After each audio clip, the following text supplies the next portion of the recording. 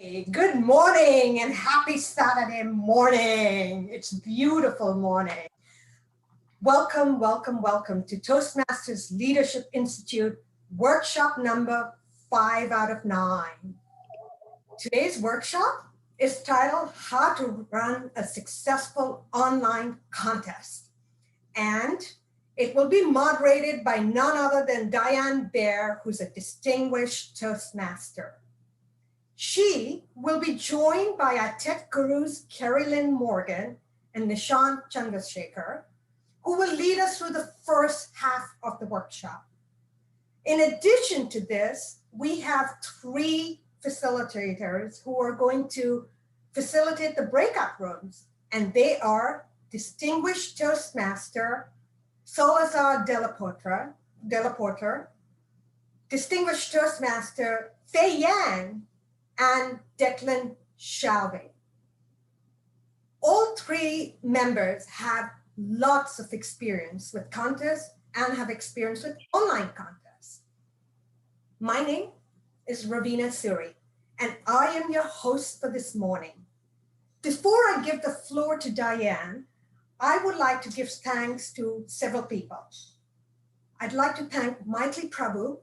I'd like to thank the district PR team, the district's tech team, and the district's web team for bringing us to where we are today. Please note this workshop is being recorded, and the facilitators and the moderator will stay behind after the workshop is over to answer any questions that you might have.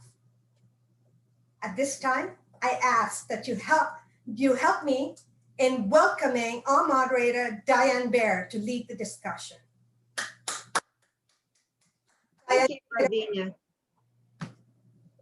Thank you very much. Welcome, everybody. We're very excited to have you join us today for this workshop about current best practices in planning, leading, organizing, participating in online speech contests. Whether you had the opportunity to participate in online contests last year or not, this session is for you. We'll do our best to answer your questions. Also, please check out our resources on the website under contests and contest resources. 𝗷𝗂𝗺𝗃 already introduced our team.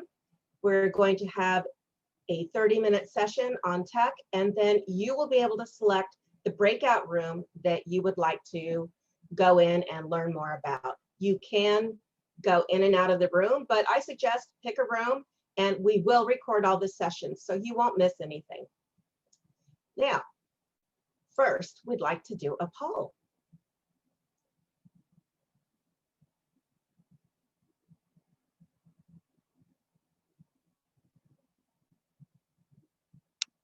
We'd love to know each of your experience levels, if you wouldn't mind filling that out. Okay, well, the numbers are starting to even out at the top there. Great, so almost half of you have had experience with online contests. Okay.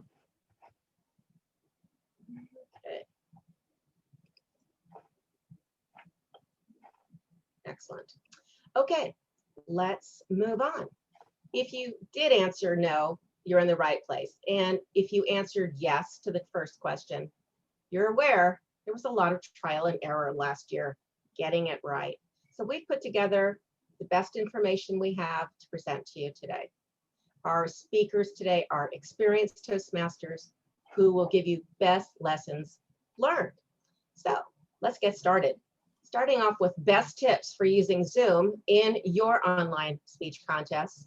Please welcome our District 101 Tech Gurus for today, Nishant and Kari Lynn. Take it away.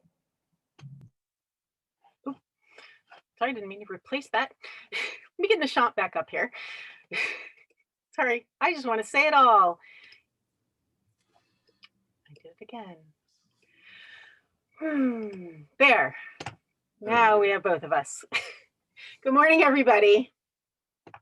My name is Kari Lynn Morgan. Many of you that have attended these TLIs have seen me. Any of you that have been attending COTs have seen Nishant. We are the tech gurus right now, helping host Zoom meetings, run polls, breakout rooms. We help get you guys where you need to go.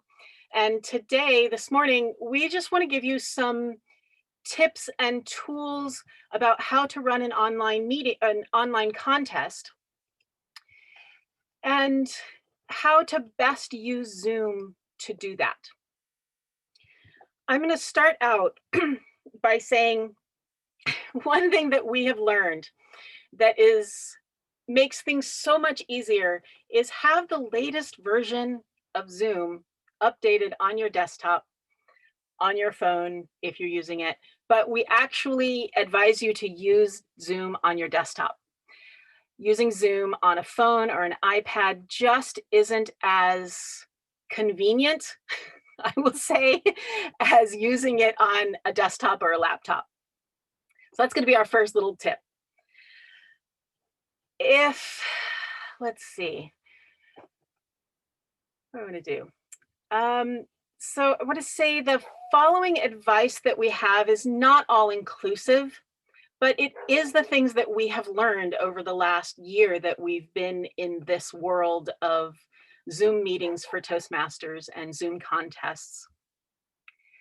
So I want to say, with all the stuff we're going to give you, if you still have questions afterwards, you are welcome to contact us. We'll give you a link, an email address that you can contact us. It's tech@d101.org, d101tm.org. Get it right. Nishant will put that in the chat window for you.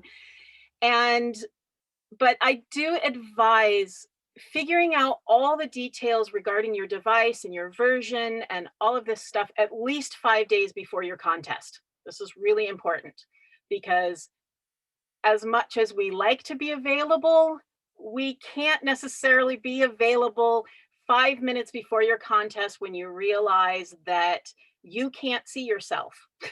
That's not going to work. So if you reach out the day before or an hour before your contest, we may not be able to help you figure it out. So the first thing I want to start with is debugging your audio and visual. So these tech tips that we're going to give you are for both contestants and functionaries, judges, contest chairs, Toastmasters, everybody that's in the contest, all can benefit from knowing all of these things. The first thing I want to talk about is if you cannot see or hear when you get on Zoom, there are a few things to try. Most often, it is that you don't have Zoom set up to the right source for seeing, hearing, input and output of your device. So I'm going to share my screen and show you the first thing to try. And I really hope this works. And if not, Nishant is going to share his screen and do it for me. So if I can find my thing. And I'm not finding it. I did this last time too. All right, Nishant. You're up. This is why there's two of us. Because even though we think we know what we're doing, are you able to do this, Nishant? Yeah. Okay. Just give me 1 second. I was. Yeah, I know. I threw him for a loop. Not speaking for one whole day. Yeah. Okay. So how this works? We're going to be showing how to debug a Zoom audio visual. Right now, on the bottom left corner, you'll see the microphone and the camera photo. Correct? At this point, there are two arrows. These are magical arrows, not just any arrows. Because when you click on, let's say, the camera, you can see over here, select the camera. You can see which cameras you have.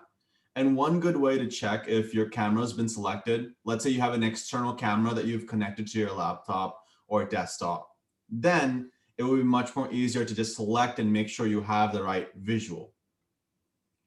Another way you can make sure your audio is coming through is when you click on the arrow next to the microphone, you can see I have a lot of speakers, but one microphone. But there are times where this will make a difference, being the difference from same as system to my actual desktop microphone. So this microphone is from my camera, whereas this one is from my computer. So make sure you have selected the right microphone. And the same thing for speaker. If you can't hear us, then this might be something that's an issue. Make sure you've clicked on the right speaker. And all goes to hell and you can't find out your audio, you can always just switch to your phone audio. When you click on this, you'll get a number and you can call in from your phone. Did I cover that right, Kari Lynn? Is there anything else I'm forgetting? That's it. Awesome. In that case, let's go on to the next section. I want to help you guys set up a meeting. So let's switch over to good old web version. So there are two things to keep, two types of Zoom. One is the one you can go to zoom.us and you'll get to the web version. Go to my account. And these settings generally influence your meetings. So let's set up a quick meeting. Okay. So when you get to the zoom.us page, you'll click on meetings and you'll be able to schedule a meeting. So this is how you can schedule your contests. Click on schedule a meeting, type in, let's say, contest division A. And if you have anything else, you can add it in. I generally avoid the description because people don't really need this unless you're using Zoom registration. Let's skip over that for today. Now, when, timing, duration, everything is straightforward. The thing that you need to keep in mind is waiting room. Make sure you enable the waiting room. I know it's tedious. I know that we really don't like admitting every single person in. Well, what this does is it lets us set up. As the tech chair or as the contest chair or as any dignitary or any functionary, you generally want to have waiting rooms set up until you are set up yourself. If you don't have your settings set up to, well, let's say you don't want to start the meeting off with everyone sharing your permissions. So you want to make sure that all the settings you need for the meeting inside the meeting are set up. This is the best way to make sure you can set up. Another thing is I generally would have the host video on, and the participant off, so that when everyone comes in, they're automatically their video is off. And at which point people can turn them on as they feel like. It doesn't force them to. And this is also very important. You need to make sure that you have this off. You have this on. Until you start. So yes, once admitted, you can put some in the waiting room, and that's a bit more of an advanced thing. We'll talk about that later if we get some time. You do want to make sure that you mute participants upon entry, and breakout rooms and recording meetings. All this is optional. I would advise leaving this unchecked. You can leave this unchecked to let people in before you if you want, and you want to make sure that you mute participants for sure. Now, in addition to making this, let's just make this meeting quickly. Okay, let's go over to settings. Oh, I forgot. How can we have a meeting without sharing the meeting? Right here, you see this link. You see how there's a password? That's the ideal type of link, that there's a password. If you don't see this, you can always go back over here, click on edit, and make sure that the security has a password. If it doesn't, just generate one, you're good to go. Now, to share the link, you can always copy just the link, or as I like to do it, click on copy invitation on the top right side, and you'll find all these details, wonderful details. So I generally like to give the link, and if needed sometimes, the meeting code and meeting ID and passcode. And that should be good enough to share the details with anyone else. And if you want them to know the timing and what date, then you have the information all right here. Just copy meeting information, invitation, And then once you get to, let's go over to Notepad, my good old Notepad. I can paste it over here and select which, I can just trim it down a bit. And boom, that's all I need to show. That's about it for how to do the basic meeting settings. Now let's go over to the advanced settings. This is really not that difficult. So click on the settings button on the left side. If you don't see this, sometimes there might be a drop down because let's say, hey, it's really small like this. So click on meetings and you'll see the settings that way. Here, it's very important to make sure you have some things on. And I like control find a lot. So let's control find a bit. So the first thing I'm going to look for is co-hosts. I want to make sure that this is enabled. I want to allow to add co-hosts. This is going to be your functionary, as in you want to make sure your timer, your contest chair, your chief judge, etc. All these people who are helping run the contest, they are going to be co-hosts. So this is very important that this is enabled for the account that's hosting the contest. Another thing is breakout rooms. So breakout rooms are an awesome thing. So again, let's check out for breakout rooms. And here, again, make sure that's enabled. Another thing is renaming. Now, as a tech chair or as a co-host, it's very difficult if you have to rename every single contestant, every single person. So allowing participants to rename themselves is going to really cut down the work and also make sure that everyone is responsible for their own thing. Again, as leaders, we make sure that everyone leads also. Now, one more thing is screen sharing. So screen sharing is very nice, especially where, especially when you want to screen share the details of the contest, or if you're sharing some details regarding the district, or even for just the general purpose. Make sure that's turned on. Now, there is a caveat. You want to make sure of a lot of stuff, but please excuse my language. You want to make sure that it's only host can share. So only hosts, and this means co-hosts too. Co-hosts are hosts. Only hosts can share, and who can share when someone else is sharing? Host only. And next is something I like to do. Meeting reactions. Meeting reactions are the fun stuff. I'm sure Carolyn can kind of demonstrate a bit. There's a clap, heart, laugh. There's also the party emoji. So there are different emojis, and I personally like to use that to spice up the meeting. You know, maybe when I can't unmute, I can still show appreciation, and that's just how I do it. And virtual backgrounds. Sometimes having a sense of professionalism is always good, and that you can bring in with not just a shirt like I'm wearing or dressing formally like everyone is today, but also having a virtual background.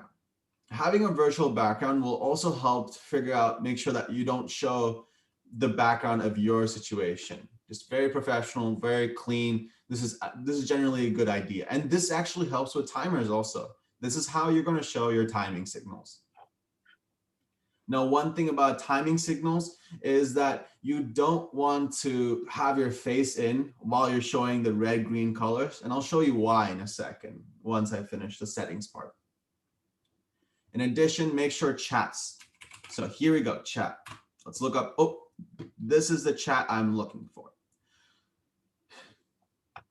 Oh, got it, sounds good. Let me quickly mention, make sure chat's enabled. Make sure private chat is disabled, so that way people can't just talk around. And lastly, you want to scroll down here to file transfer, turn that off. If you are, as a functionary, planning on sharing files with the audience, then you can have this on, but you want to limit this as much as possible. If this is disabled, you can't share. Now, let me just quickly jump over to why you don't want to do this. No one likes it when you have a red head, green head, or yellow head. So best way to do this is lock the camera. I like to use a Post-it note. That's generally my thing. If Post-it note doesn't work, you can always just point the camera up and it doesn't see you, or down. Whoop, there goes my camera. Back to you, Carolyn. I think that's a great exit. Yes, thank you. And can you keep your screen shared, please, so that I can, and I'll just talk through my other things. Can you please show everybody what I'm talking about? Yep. I'm going to talk about once we are in the meeting and if you are the host of the meeting, there are certain things that you have control over that other people don't. And if you are the tech person, these are things that are really important for everyone, hosts and co-hosts, to know how to do. The first thing is making other people co-hosts, because you want your functionaries, you want your Toastmaster, your contest chair, all the people that actually need to talk particularly to be co-hosts so that they can unmute themselves. Because ideally what you will have during your contest is turning off everybody's ability to unmute themselves so that you don't have accidental interruptions during speeches. But you do want to give those people that do need to talk, contestants and functionaries, the ability to unmute themselves so that you don't have to go through and unmute everybody when it's time for them to do it. So to make people co-hosts, I think the easiest way to do this is to go to your participants icon at the bottom of the screen. There are several different ways to do this, but if you go to the participants icon at the bottom of the screen, you get a list of everybody that's in the meeting. It's alphabetical, and so you can scroll down, find the person that you want to make a co-host. Who are you going to pick, Nishant? Let's see. How about, Francoise. Let's make Francoise a co-host. So we scroll down to Francoise's name. And in the right, as you hover over their name, you see two little blue buttons that come up. If you click on the More button, you get a list. One of the options is to make co-host. Click on that. Did it come up? I need post permissions, so I'll be right back. Oh, gosh. Boom, Okay. I am back. There we go. Try this again. So, the Carolyn's a perfect way to do it. So, sorry, Francois. No, but in order to make her co-host, as she mentioned, I'll click the More button. And Carolyn, you said to click on Make Co-host. Yes. There we go.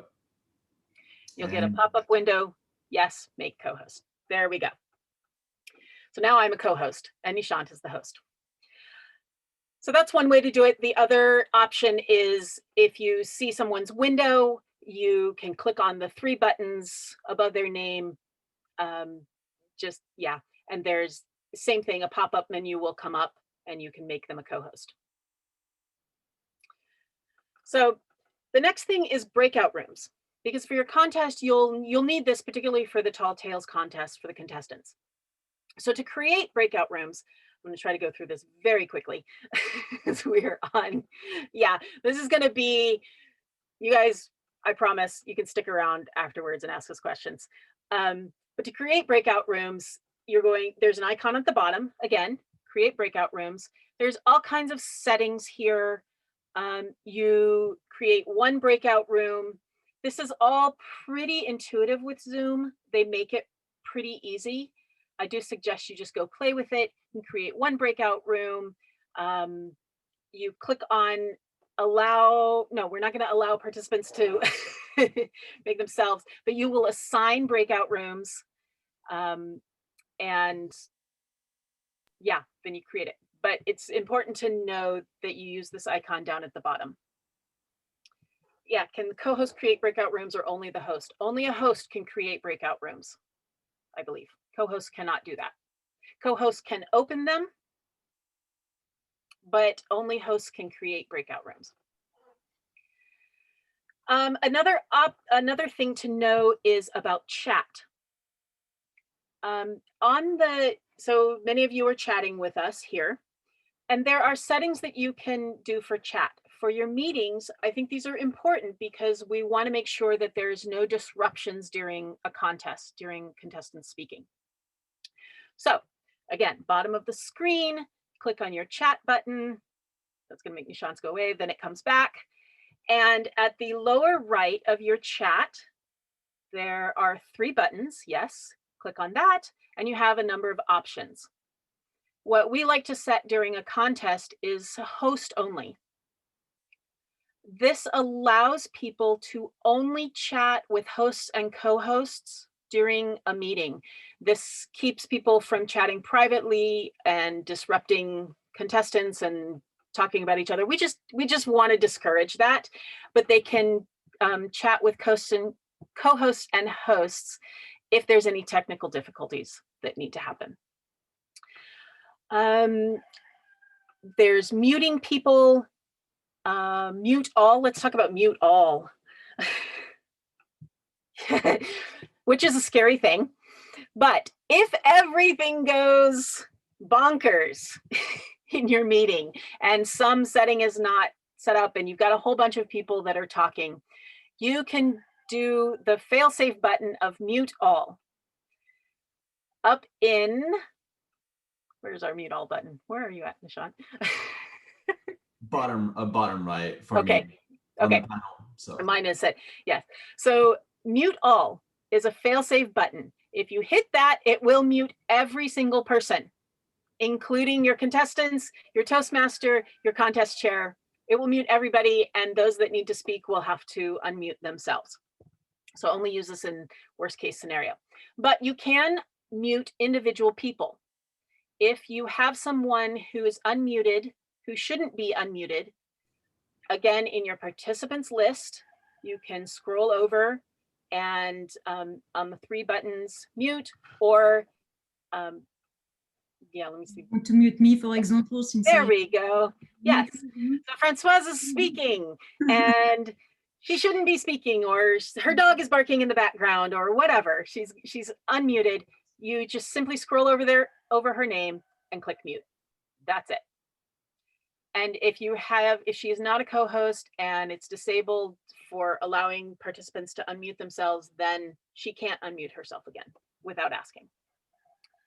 Same goes for turning video off.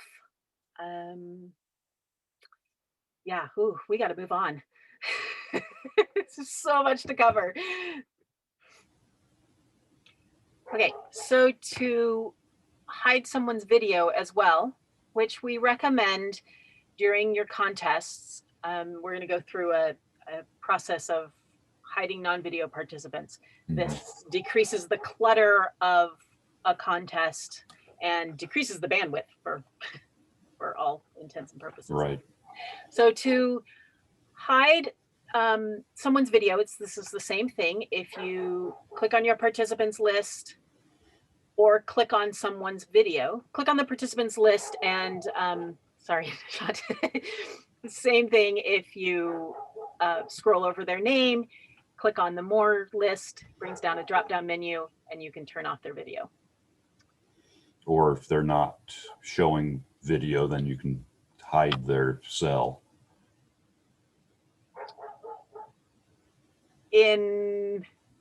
Yes, so there is a hide non-video participants thing that we will talk about in just a moment. So the other option, you can do this from the person's video window, I believe. Same thing, 3 dots, pull down the menu, turn off video. Okay.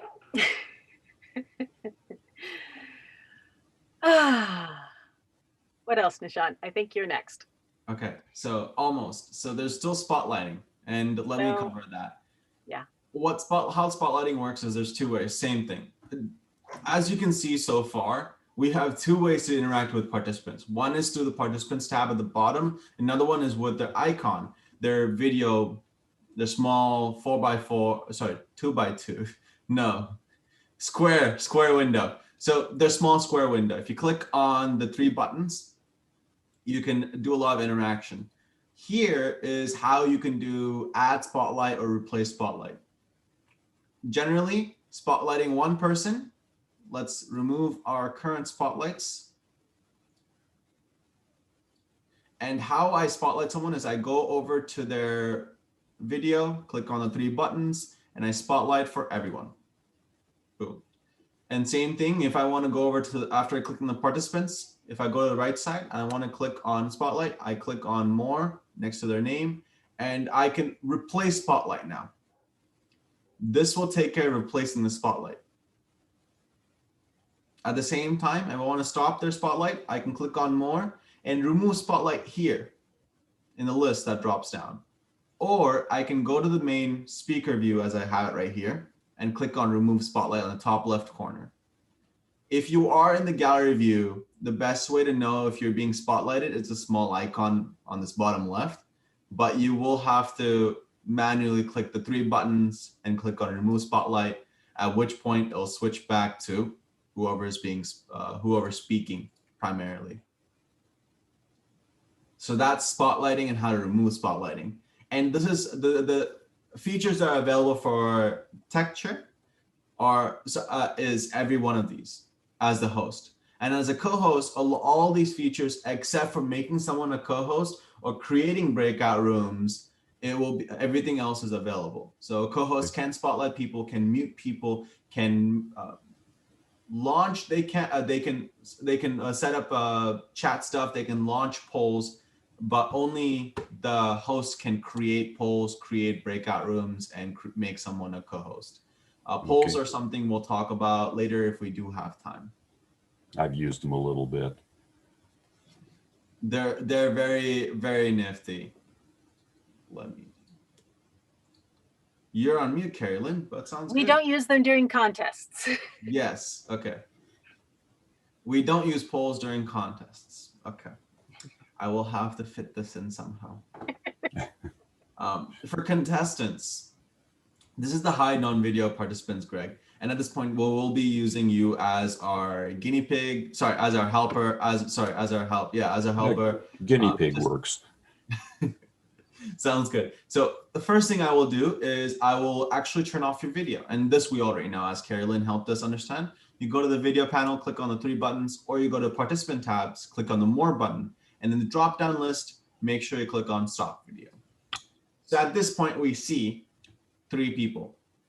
However, if we want to only see the people with video participants, and this is for contestants specifically, you can click on the 3 buttons over here. And at the bottom, there'll be a hide non-video participants.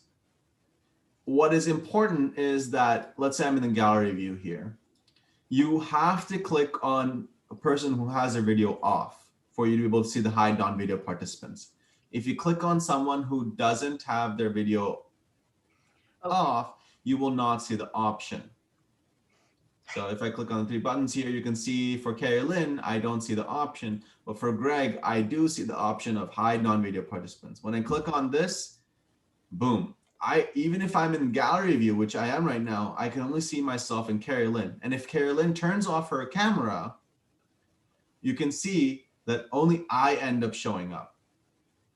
And as everyone turns on their camera, they'll start popping back up slowly.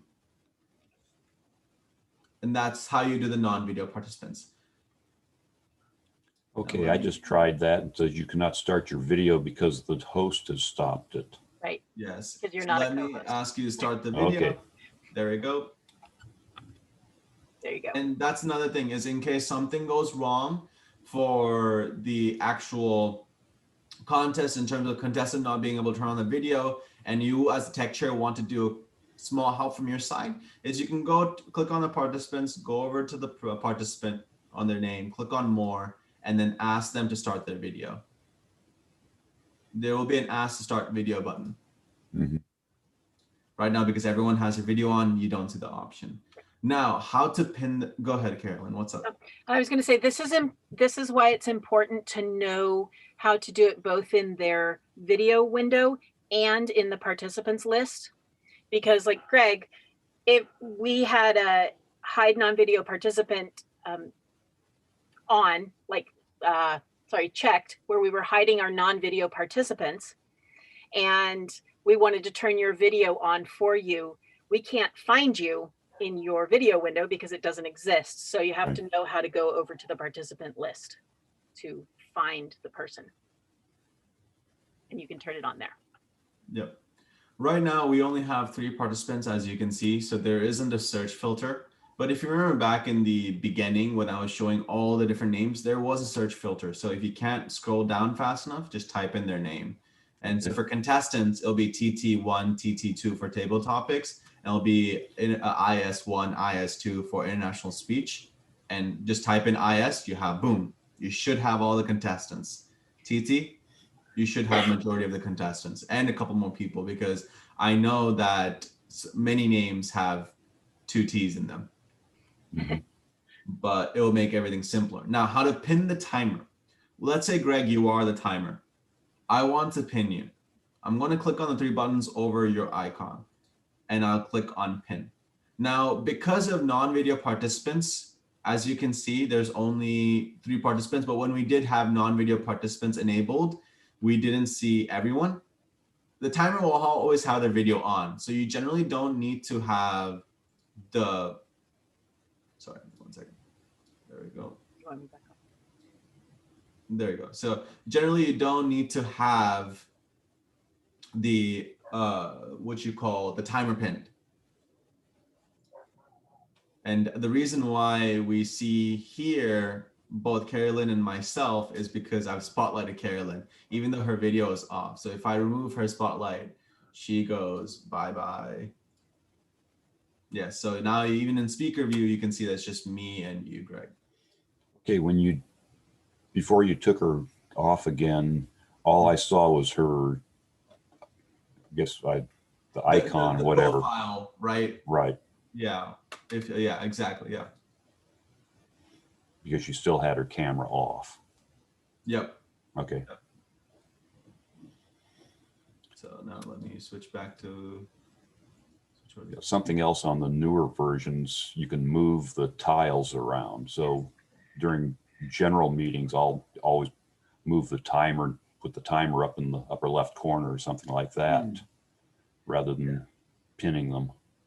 It's much easier when you're in a meeting setting. For the contestants and for the contest, it's just advisable that with the high non-video participants, we don't have to move around the tiles. It just makes it that much easier. This way, as you can see, I can see myself, even if I remove spotlight, right? And I go to the speaker view, I should be able to see, you should be able to see me. And on the top, I would be able to see the people generally. So that's how, yeah, that's how it's done. So adding spotlighting, hiding non-video participants, pinning the timer. Pinning the timer, like I mentioned, is optional. And how to go in and out of breakout rooms. Now, this is very important for the tech group or the tech chair. When you click on breakout rooms, once you've opened them up, you can easily just scroll down this list and say, hey, I want to join here. And you'll be automatically moved over. Once you get over there, now how do you come back though? That's one of the biggest issues that a lot of people tend to have. So let me show you my quick notepad. So this is a quick way. Oh, there we go. This is the easy way to remember. On the bottom right of your screen, when you are in the breakout room, there'll be a leave room option. And then if you click on it, it'll expand to show leave breakout room or leave meeting. Do not click leave meeting if you're a contestant. This will just take you out of the meeting, and then you'll have to rejoin and set up your set up the permissions, everything again. And it's just, even if it's like 1 or 2 settings, it will take up time. And it's really imperative that you click on leave room and then leave breakout room when it's your turn to speak. That's it. Okay, as far as communicating with the breakout rooms for something like the table topics, how can you do that from the main room when it's time to bring somebody back? So you can either jump in and out of the breakout room. That's always the easy option. You can also broadcast message to wall. This will message everyone. And so it's 10:29. Let me just message everyone. It's 10:29. TLI is almost over. And then everyone will now get the message that it's 10:29, TLI is almost over. And so that's where you basically mention, I would like the next contestant to come in X, Y, and Z. This is something that you want to discuss with your chief Toastmaster and the person who's in the room with the contestants to make sure that there's a communication level. Guaranteed. Do you want to do it via messaging? Do you want to do it via broadcasting? Either one works. Or if you want to jump in and out. I found that messaging is the best, primarily because as you'll have a group chat, you'll just message saying, next contestant come in about 10 seconds. The person in the room will see it. I believe that's the SAA. And then they'll tell the person, okay, now leave the breakout room. And once the person comes over, you yourself will see the person as the tech chair, and then you can do the quick nifty things that you need to do. There is not a way for the tech chair to pull someone out of the breakout room. That doesn't work. The person has to leave themselves. They have to use those two buttons to leave themselves. So it's really important to set that up during your dry run. I'm going to move to the dry run, Nishant, where it's important to set that flow up during your dry runs or before, if you're doing a club contest, to make sure that you understand how that's going to work with your team. Because yeah, a lot of people think, oh, just pull the person out. Well, that doesn't work. Okay. There has to be some form of communication. And so with that, I want to talk. We're just going to keep going.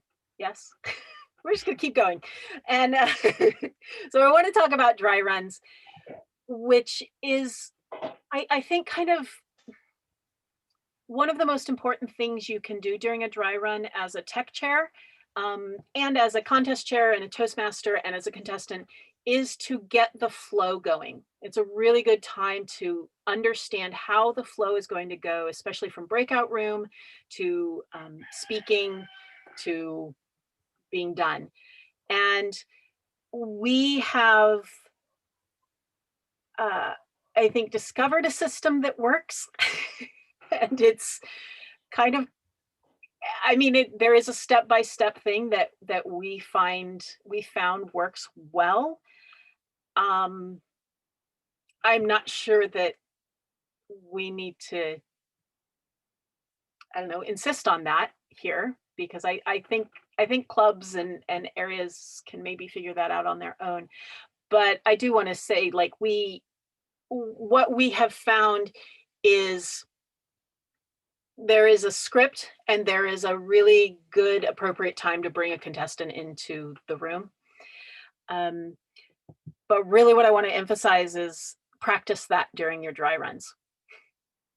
If you have that, practice spotlighting so that contestants are not freaked out by suddenly, having a screen that shows only them and not the timer. Practice how you're going to be set up. Practice the hiding non-video participants. It's really, practice, practice, practice. That's what we always say in Toastmasters. So the tech aspect is the same. And let's see. Yeah, for dry runs, make sure contestants do their AV checks at the dry run. Make sure that contestants are using the computer that they're going to be using, that they're in the space that they're going to be using, that they have the lights on that they're going to be using. This is going to make your contest so much easier that day if your contestants have already done this work, because it is, it seems like, oh, it'll be fine. 15 minutes before the contest, we'll hop into a breakout room and check our lighting. But if it's not the way you want it to be, then it's not simple and easy. So it's really important to emphasize to your contestants to use that dry run for those checks. Yeah. I think that's really all I want to say about dry runs. We do have, so I want to say again, like, we've written up this document for the tech aspects It's not just for tech chairs, it's also for contestants and contest chairs and Toastmasters and functionaries.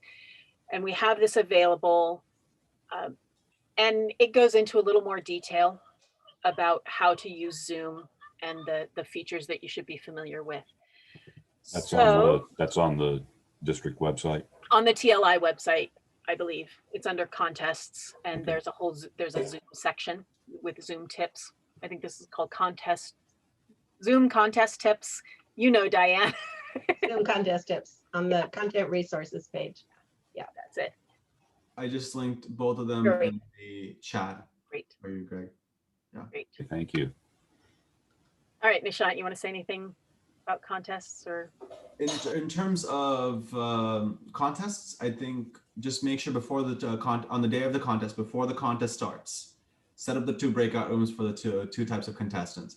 You want to make sure that one is for the table topics and one is for the international speech competition. And you want to make sure that you allow people to select their own rooms. That way, as the contestants come in, they can go in. And the caveat to this is the person who's in charge of the room, so the Toastmaster or whoever's checking them in, if the contest chair is also going to go in, regardless, functionaries should be co-hosts before they go into the breakout room, so then they can moderate in the room themselves whatever they need to do. We don't need the tech chair to jump back in and out. And at the start, make sure you know the order of the contestants. That's generally what they determine in the breakout rooms. And if the Toastmaster decides to, they'll determine it before. But we encourage you to use a breakout room to do any last minute AV checks with each other, and figure out the order. The order should be communicated to the tech chair, and the tech chair should be aware. If you don't get the list, immediately message Toastmaster and say, hey, what is the list? What is the order? I want to make sure that we're good to go. Once you know the order, you want to confirm at the beginning that all functionaries are co-hosts so they can unmute themselves and mute themselves as needed. Lastly, you don't need to spotlight anyone until there are contestants. For contestants, you'll spotlight them as they're introduced. So the flow that we encourage is follow a script, and when the contestant comes up, as Lynn mentioned, this is practice. You want to practice doing the dry run. When the contestant comes in, spotlight them, and then that way they can pin the timer, they can unmute themselves X, Y, and Z whenever they need to. Otherwise, you want to make sure that no one can unmute themselves. Quick way to do that is, let me share my screen one more time. If I go over to participants, and I click on the 3 buttons at the bottom over here, you can see mute participants upon entry. And I right now have allow participants to unmute themselves on the bottom, the 3rd option right here as the co-host. If I unclick that, none of the participants can unmute themselves. So mute them and keep them muted. And however, except for co-hosts can unmute themselves as they want to. That's one of the perks of being a co-host. So that's why you make the contestant a co-host, because they're getting ready to speak. Yep. And at the end of their speech, you want to make sure that they're bumped down back to an attendee. And I guess this is another thing I should be sharing. If you want to bump down an attendee, you go over to the participants tab again, click on it. Participants tab has a lot of power. And let's say I want to bump down Kari Lynn. So this, the host has to do. Only the host can bump up to co-host or bump down to attendee. If I click on the more button, I can see withdraw co-host permissions. I click on this, she becomes an attendee, she loses her co-host permissions. And the same thing, if Kari Lynn was co-host, she can do that to me. A co-host cannot do that to another co-host, however. That, and during your dry runs, you want to make sure you practice the breakout rooms, because when you have time when let's say the chief judge is talking, you want to set up your breakout room at that point. So quickly go breakout rooms, click set up the options, set up the rooms, and it's only one room. And this one, you want to assign them manually. There'll be 3 buttons at the starting when you open up the breakout rooms. The second one, assign manually, is the button you want to click. Yeah, I saw that when you showed that earlier. Yes, exactly. And that's how I was able to set that up. And that's important because you don't want anyone to go and accept those who are contestants. So you just push them in that way. And yeah, other than that, moderate people, make sure they don't unmute themselves when they're not supposed to, so co-host included. You want to make sure that you turn off their videos.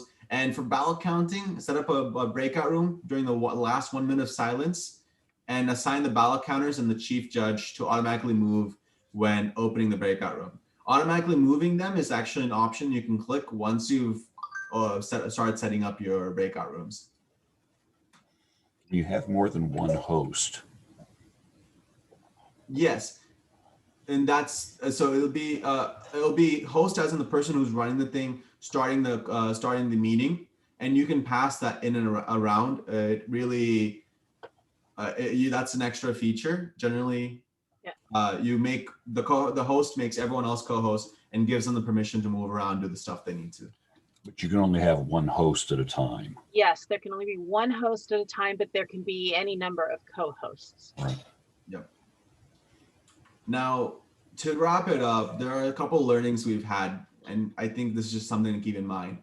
When confused, follow the KISS method. What does that mean, Carolyn? Keep it simple, Simon. The KISS method is the best method, in my opinion, as a tech chair. You want to keep things as simple as possible. I know we did a lot of knowledge brain dump today, and there's a lot of features that we covered. However, keeping it simple is the best way to go. And work with Toastmaster, right, Carolyn? Yes, work with your Toastmaster and your contest chair. When it's needed, do the bare minimum, especially if you're new to being a tech chair. Like, bare minimum is making sure people can be heard, really. Making sure that contestants can be heard. That is the bare minimum. And just, yeah, and try not to freak out, but you know, we do. All right. And oh, this actually is a big one. We've had contestants who on the day, they've done their AV check, they've done everything, and once it's all approved, they decide to change their background. Now that adds in echo, that adds in bad lighting, that adds in so many different variables that it really is just bad for the contestant themselves. Really encourage you to not change your setting once you've decided on it during the AV check. That's why it's very important during the dry run, you establish, I'm going to be in this scenario. This is how it's going to be. This is how I'm going to speak. Everything is going to be exactly how it is. And this actually is good because then when you need to practice, as most like Declan must have said, practice, practice, practice. When you practice, you'll be more comfortable in your setting, at which point you can be bombastic. You can be very subtle. And that's all because you're comfortable in your setting. It's not new. And also the listeners can hear you properly, can hear that subtlety, can hear that explosiveness clearly. So the AV check is the reason why we make sure that you have a good performance, even on the day of. And last thing, it's not really that hard. Being tech chair is not hard. Yes, there's a lot of features, but it's really not that hard. What makes it hard is not familiarizing yourself with the things you might need to do before the contest. If you don't familiarize yourself with the features, let's say there are some that you need to go over today. If you don't familiarize yourself on the day of, you'll scramble. And we've all been there. So don't freak out when it happens. What's important at that point is how you deal with it. How do you recover? How do you move on? No one is the wiser if you make it seamless even after you mess up, because even that will be seamless. So practice on making sure you know what everything is. And the best way to prepare is be a tech chair. We have area contests, club contests, division, and finally district. So district, Carolyn and I will be helping out for majority of it. But if you really want to tackle district or even division, we suggest you start off with a club or area level. And if that's too much, be a tech chair for your club meetings. Get used to it. Making people co-host, moving around people, adding in breakout rooms to your meetings. What are other things that they can add, Carolyn? What are some things that they can add that we can use in a contest? Yeah, spotlighting is a good thing to add to your meetings. Spotlighting, hide non-video participant, pinning the timer, all of these things that you can use, that you use during a contest. Yeah, entering and leaving breakout rooms. You can practice that. You can make a club meeting where you're going to practice all of these different things, just because they're good things to know on Zoom. In this Zoom world, it's good for everybody to know how to use Zoom and these features. So practice them. Sounds good. And the last thing we want to say, if you panic at least 5 days before your contest, shoot us a message. We'll panic with you, and then we'll help you. So that's what we want to leave you with. Anything else? Yeah, here's our email once again. And this is very important. If you have any issues, actually, even if it's not contest related, just shoot us an email. We're there to help you out, answer questions, make sure that your life is that much easier on Zoom as it is in person.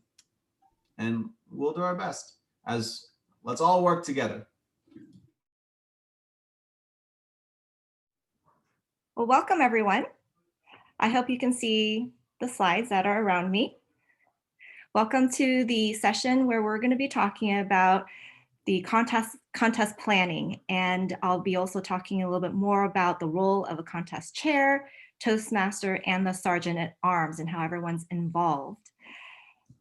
First thing is that preparation is key to the success of a contest or any event for that matter.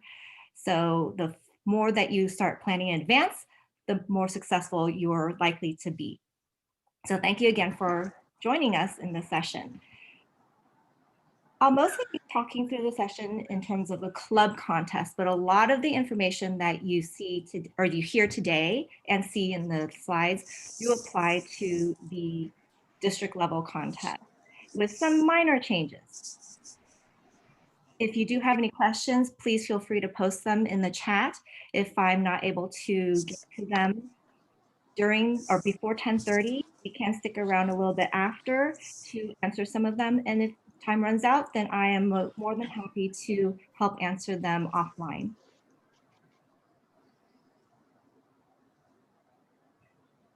So contest. What do you do before the contest? And actually, I'm going to go into participants and just 3:30 to I need 3:30 to 4:30. All right. So contest planning really begins with the club officers or whoever is the main host of the event. If it's the area level, then it's the area director. It's the host who is going to be scheduling the date, scheduling and announcing the contest date, and promoting participation. First thing is, we all say you want to find a contest chair, but realistically, you need to find out who is going to want to participate as a contestant in order to find out whether they are eligible to or available to host as a contest chair. So find out who in your club would like to participate in what aspect and try to identify somebody who is available as a contest chair. For those who have never been a contest chair before or are filling the contest chair, hopefully that person has some experience in being in a contest, whether it is as a contestant or as a Toastmaster. That experience is really going to help you as a contest chair be able to guide everybody else and to understand what is involved in planning an event.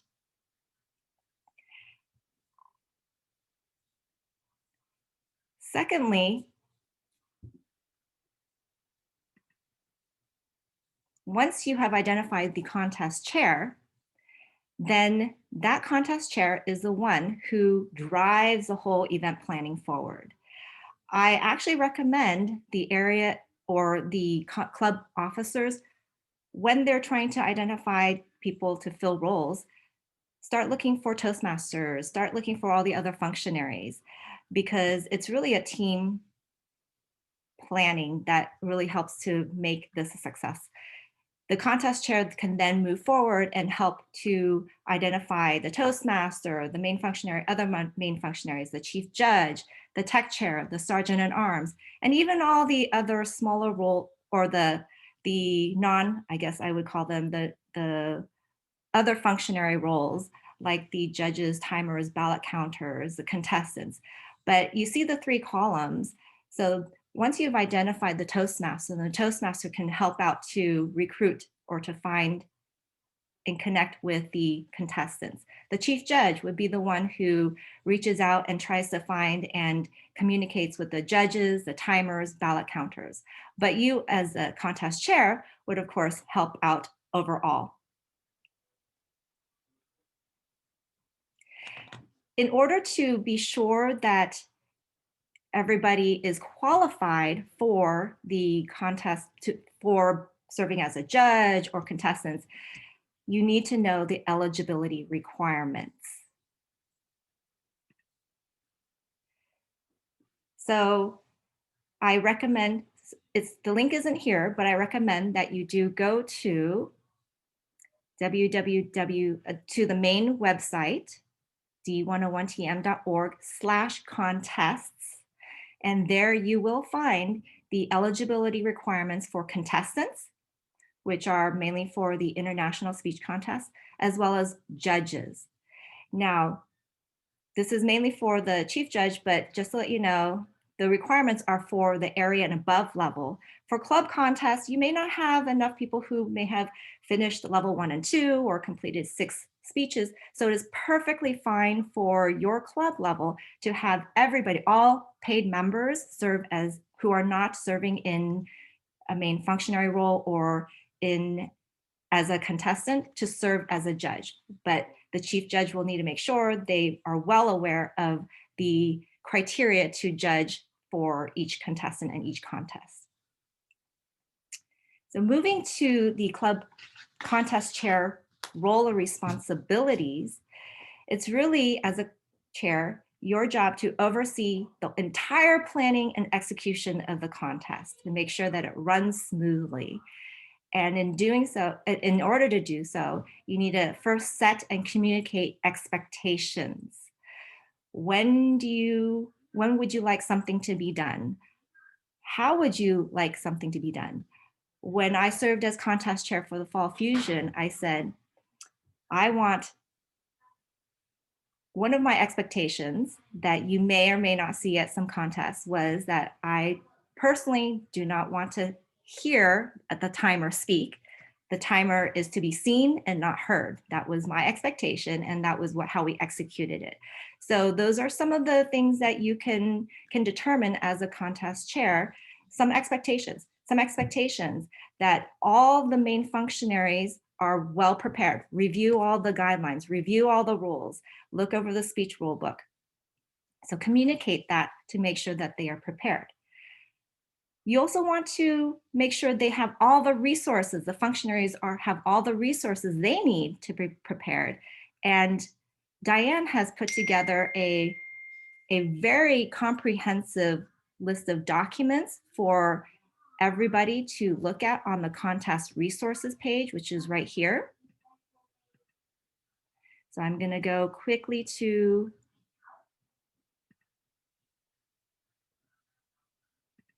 the page.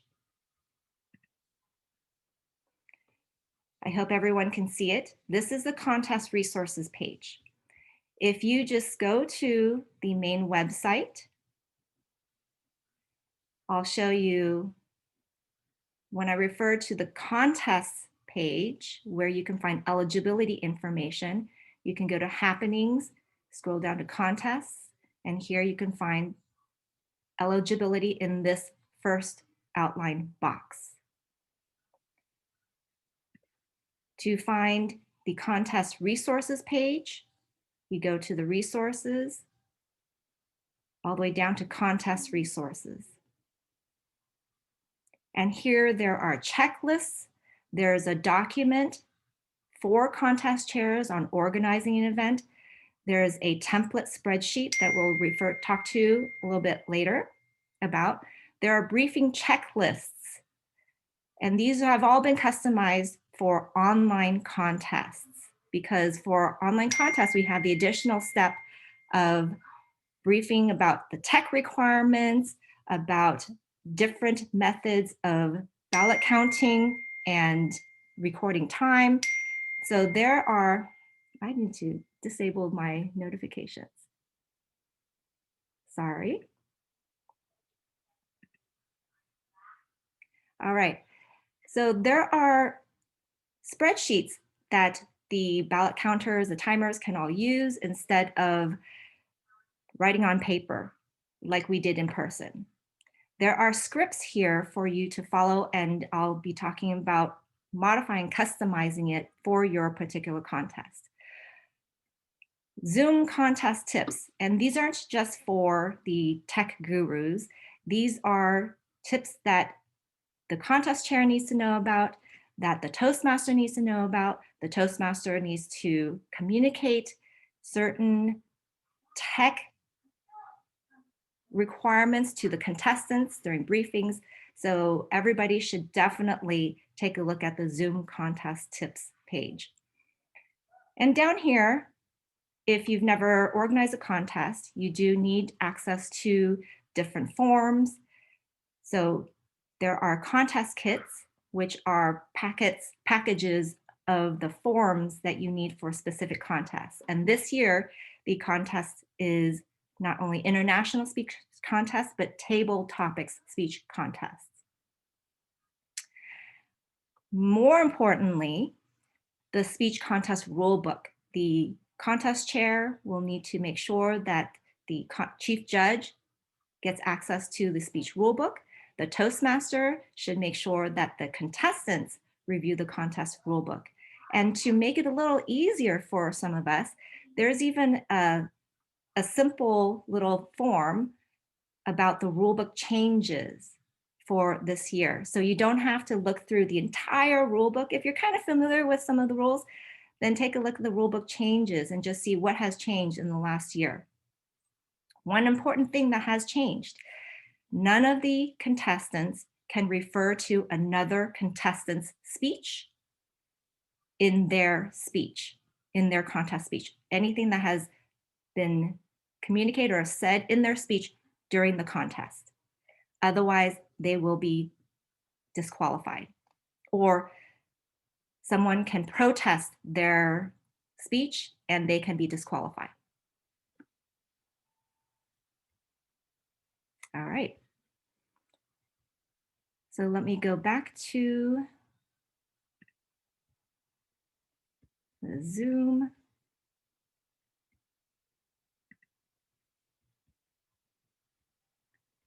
Sorry, I had lost my window.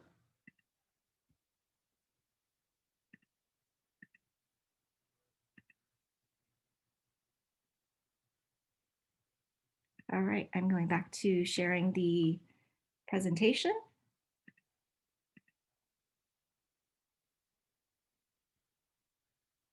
And while I wait for that to load, there have been a couple.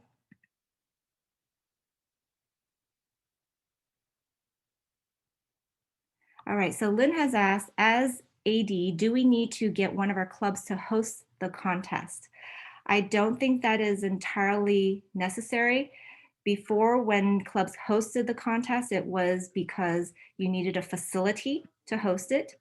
So now it's online. You just need somebody who will be hosting the online platform. If that happens to be you, then that you have access to, whether it's Zoom or another video conferencing platform, then you could very well be the host. If somebody else has access to something that can run a video platform conference call for longer than the free 45 minutes, then I would certainly have them act as the host. But then once they act as the host, you would have to transfer the hosting capabilities to the tech guru so that they can do all the necessary tech aspects for the run the tech for the contest. All right. So now that we've talked about, oh, let's see, I'll just quickly look at. So yes, for the contest chair, you do need to find a platform that you're going to be using, whether it is the platform you're already using for your club contests or any other one that you feel comfortable using. I highly recommend it be the one that you've been using for your regular club meetings because everybody is used to using that already.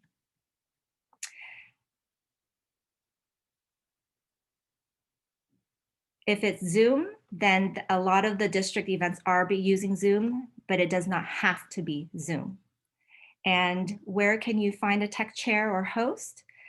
It can be somebody from your club. That is partly why this session is being held, to give the person an idea of how to set up the meeting for the tech requirements for your meeting. I would not recommend the contest chair serve as the tech chair. I recommend the tech chair be an entirely different person whose sole responsibility is to run tech, because there may be a lot of different things that you need to handle, muting people, making people co-host, monitoring everything as a tech person. So make sure that is a separate role. Going back to the contest chair role, once you have identified all these functionaries, make sure that you conduct your regular planning meetings to communicate with everybody and to track all the things that you're planning. And it's really important to communicate the tasks and to follow up with action items. And lastly, you want to promote your contest. Make sure it's promoted to your club. Promote it to, or send an email to your next level director, whether it's the area director or other district level leaders. Invite all of them. And you can have the VP of PR of your club promote it on any of your social media sites.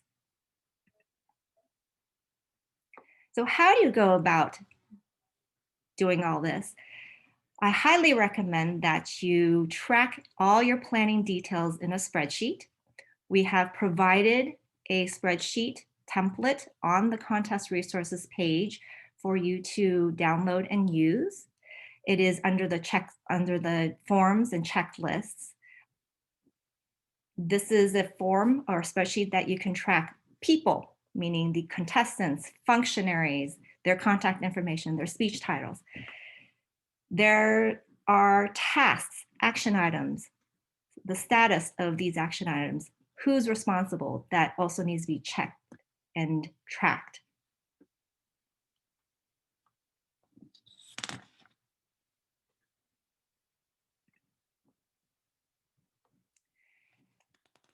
It's also important for the contest chair to collaborate with their team members. There are so many logistics to discuss and finalize in order to communicate with the rest of your functionary team. For instance, utilizing the breakout room or waiting room for table topics contestants. Nishant and Lynn mentioned using a breakout room.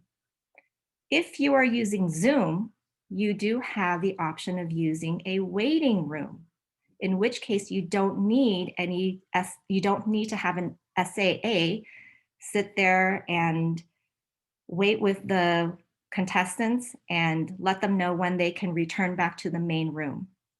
You can simply have, and this is what I'm planning for my own contests, so as I'm serving as a tech chair, you can simply have the tech chair move all the contestants to the waiting room. For a table topics contest, you don't need to monitor them. They're out on their own in their own room or in their own house.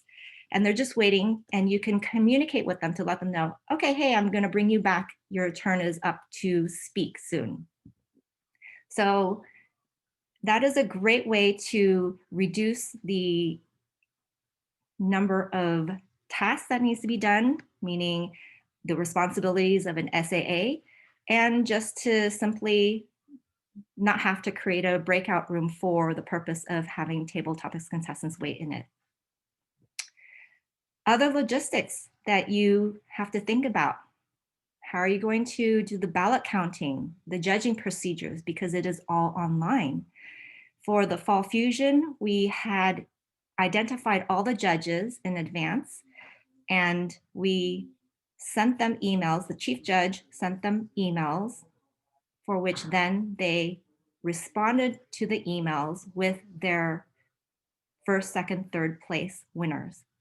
These were essentially email forms.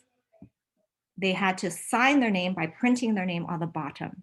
So this is much more simpler and easier to track if everything is online, rather than say having a judge take a photo of their written ballot and emailing it as an attachment. So think about the different kinds of ways that you might be able to make the judging procedures and the return of the ballots easier in this online environment. Same thing with ballot counting. We don't necessarily have to write on the paper form.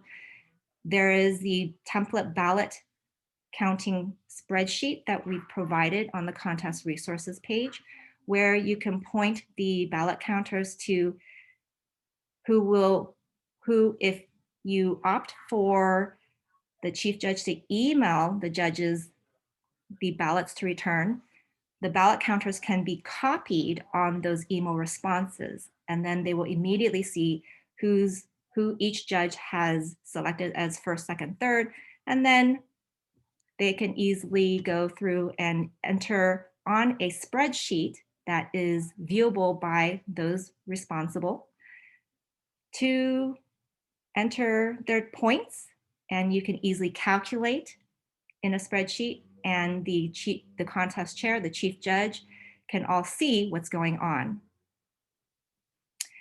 Other things to discuss: how to handle tech failures, how to handle protests, who's going to create the certificates and distribute them after the contest is over. Who's going to, if you want to do some screen captures to post later on social media, who's going to be the photographer? So all these contest logistics.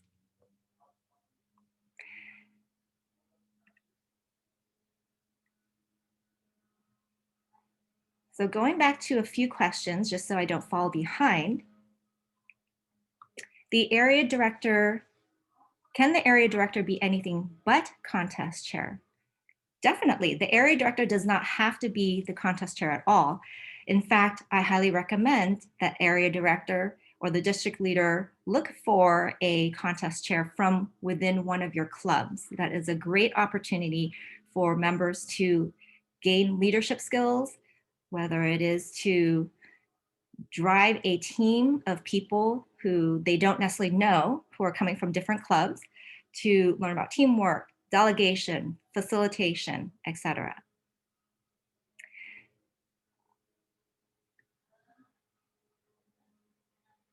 Let's see, can an area director be the Toastmaster of the contest if the club is super small? Yes, definitely. If your club is small, you can definitely have people fill multiple roles. You can reduce a few roles. For instance, I will be Sergeant at Arms as well as Tech Chair, so I'll be opening the meeting as well as running tech. You can have the Toastmaster also help out with, actually the Toastmaster should be the Toastmaster themselves, because they will be talking throughout the meeting or the contest.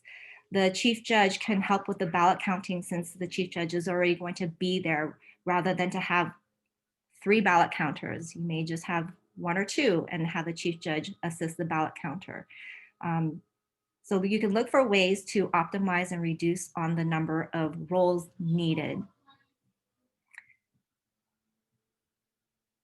May we use a Google form for the ballot that requires the judge to enter their name? So if you opt for a Google form, that is perfectly fine as long as it is accessible to all the people who need to see it, the chief judge, the ballot counters. And you want to make sure that you don't add any delays in access so that everything is done quickly. They get the ballots, they can quickly see who the first, second, third place winners are. Faye, can I jump in? Sorry, this is Kate. We just had our Cupertino Youth and Speech Debate Club contest, and we initially we had 2 weeks that we had to do it, one for table topics and one for international speaking. And the first contest that we had the previous Friday, we used a Google form. It worked well, but the problem was that it didn't actually count the numbers, like to finalize how many 3s you got and how many 4s you got. So what we ended up doing the second Friday, so last night, was actually using a Google sheet and setting it up per judge, and that worked amazingly easily. Just a heads up. Yeah, as long as the judges don't see any other of the judges' forms, you would have to give each judge their own separate Google sheet rather than give each judge their separate tabs within a whole Google spreadsheet. Yes, you can actually lock each tab for a participant, yes. Yeah, so it takes a little bit more of logistics, but if you are able to do that, then that's perfectly fine. You just have to make sure you look for ways to grant access only to certain people. All right, I'm sorry, it's almost 10:30 and we still have a lot to go through. So we have scripts that need to be customized with the number of contestants that you have, or if you happen to have, if you're running both contests on the same day, look for ways to reduce the amount of time required to make all those announcements. Announcements that or rules that apply to both contests don't have to be repeated. You can say most of the rules for the international contest apply for, are the same as the table topics, but here are the differences. So look for those things that you need to and can customize in your script. And of course, you need to distribute those scripts to everybody who's involved.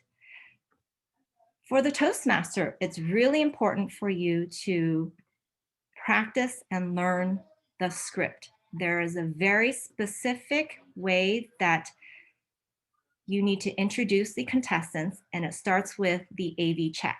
You can ask, are you ready? Or speaker number 1, are you ready? So take a look at the script, see the recommendations that the district has to introduce the contestant first with the AV check before introducing them for their speech.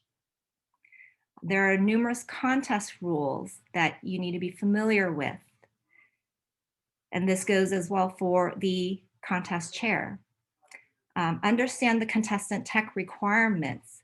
Go through that Zoom tips document, because those are all things that you will need to communicate to the contestants during a briefing. And as a Toastmaster, it is also your role to communicate with the contestants, make sure they are well aware of briefing info. And I recommend emailing them all the briefing information, as well as verbally communicating it to them in a briefing session or dry run that should be held prior to the contest, prior to when the contest begins. You'll need to send, you or the chief judge will need to send the contestants the eligibility and biographical forms, as well as a contest rule book. And then you guys will need to make sure that you receive all the speaker information so that you can say their speech title in their introductions. that you have their biographical information to come up with some possible interview questions. And I mentioned you do need to schedule and conduct that contestant briefing or dry run. And for an online environment, it will include all these people to make sure they can see the timers, that the tech chair is making them co-hosts or making sure there are no tech issues when the speaker is speaking. So during the contest, the SAA is responsible for starting the contest, hopefully on time, but the contest chair will have to give the SAA the cue when they are ready to start. And the SAA just needs to read the announcements from the script, but it's best to practice what those announcements are in advance. And if you are in using a different video conferencing platform that doesn't necessarily have a waiting room, if you do need to have a breakout room, then the SAA can accompany the table topics contestants to that breakout room and notify them. The chief judge or the Toastmaster or the tech chair will need to notify the SAA when it's time to bring in the next contestant, and then the SAA can let the contestant know that they can return to the main room. All right, during the contest, it's important that everybody pay attention to everything that's going on. The contest chair needs to actively follow along with the script, monitor all activities, make sure the contestants are named correctly just in case, so that the tech chair can easily identify them to make them co-hosts or to move them to the waiting room or breakout room, and be ready to chat or message with team members in case there's a hiccup and something needs to be resolved. Toastmaster also needs to pay attention to the timer. When the timer has shown red and it's time to move forward to introduce the next contestant. Pay attention to when the contestant is back in the room, for the table topics contestant is back in the room and is ready to be introduced. Pay attention to the flow of the meeting and the next thing that they need to announce. And after the contest, there are still a few things to wrap up. The contest chair needs to announce should announce the winners to the club by email or social media for those who weren't able to attend the contest. The contest chair also needs to confirm the winner's availability to attend the next level contest, especially not just the winner, but the first and second place winners, because we do need to provide those two names to the next level contest chair. And you can do so by filling out a notification that is provided in the contest kit. And that includes, again, the first and second place winners or the top two who are available to advance on. And I mentioned about winners and participation certificates. The contest chair and or the Toastmaster can prepare those to email as digital copies to all the participants.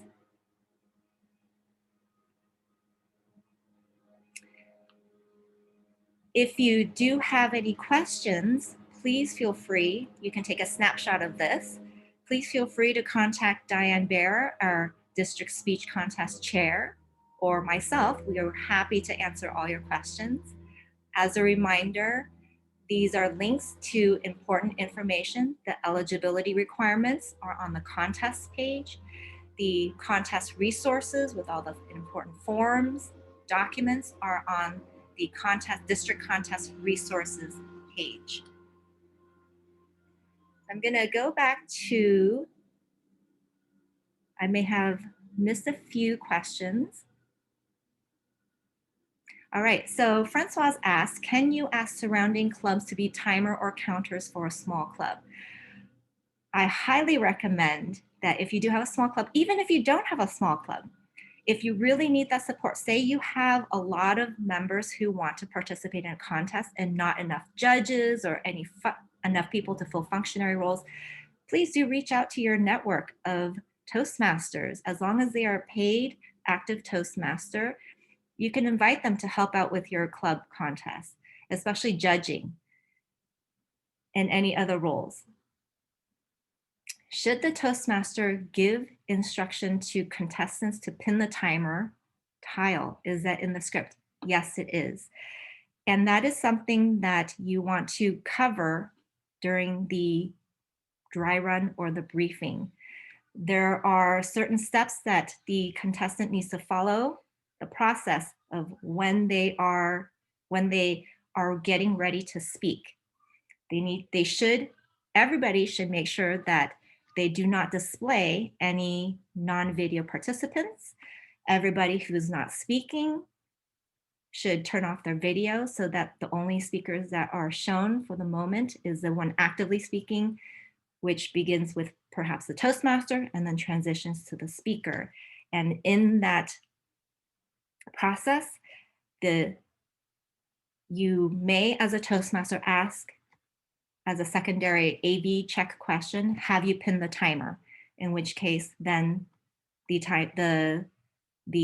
contestant is reminded to make sure they can pin the timer and see the timer before they're introduced to speak.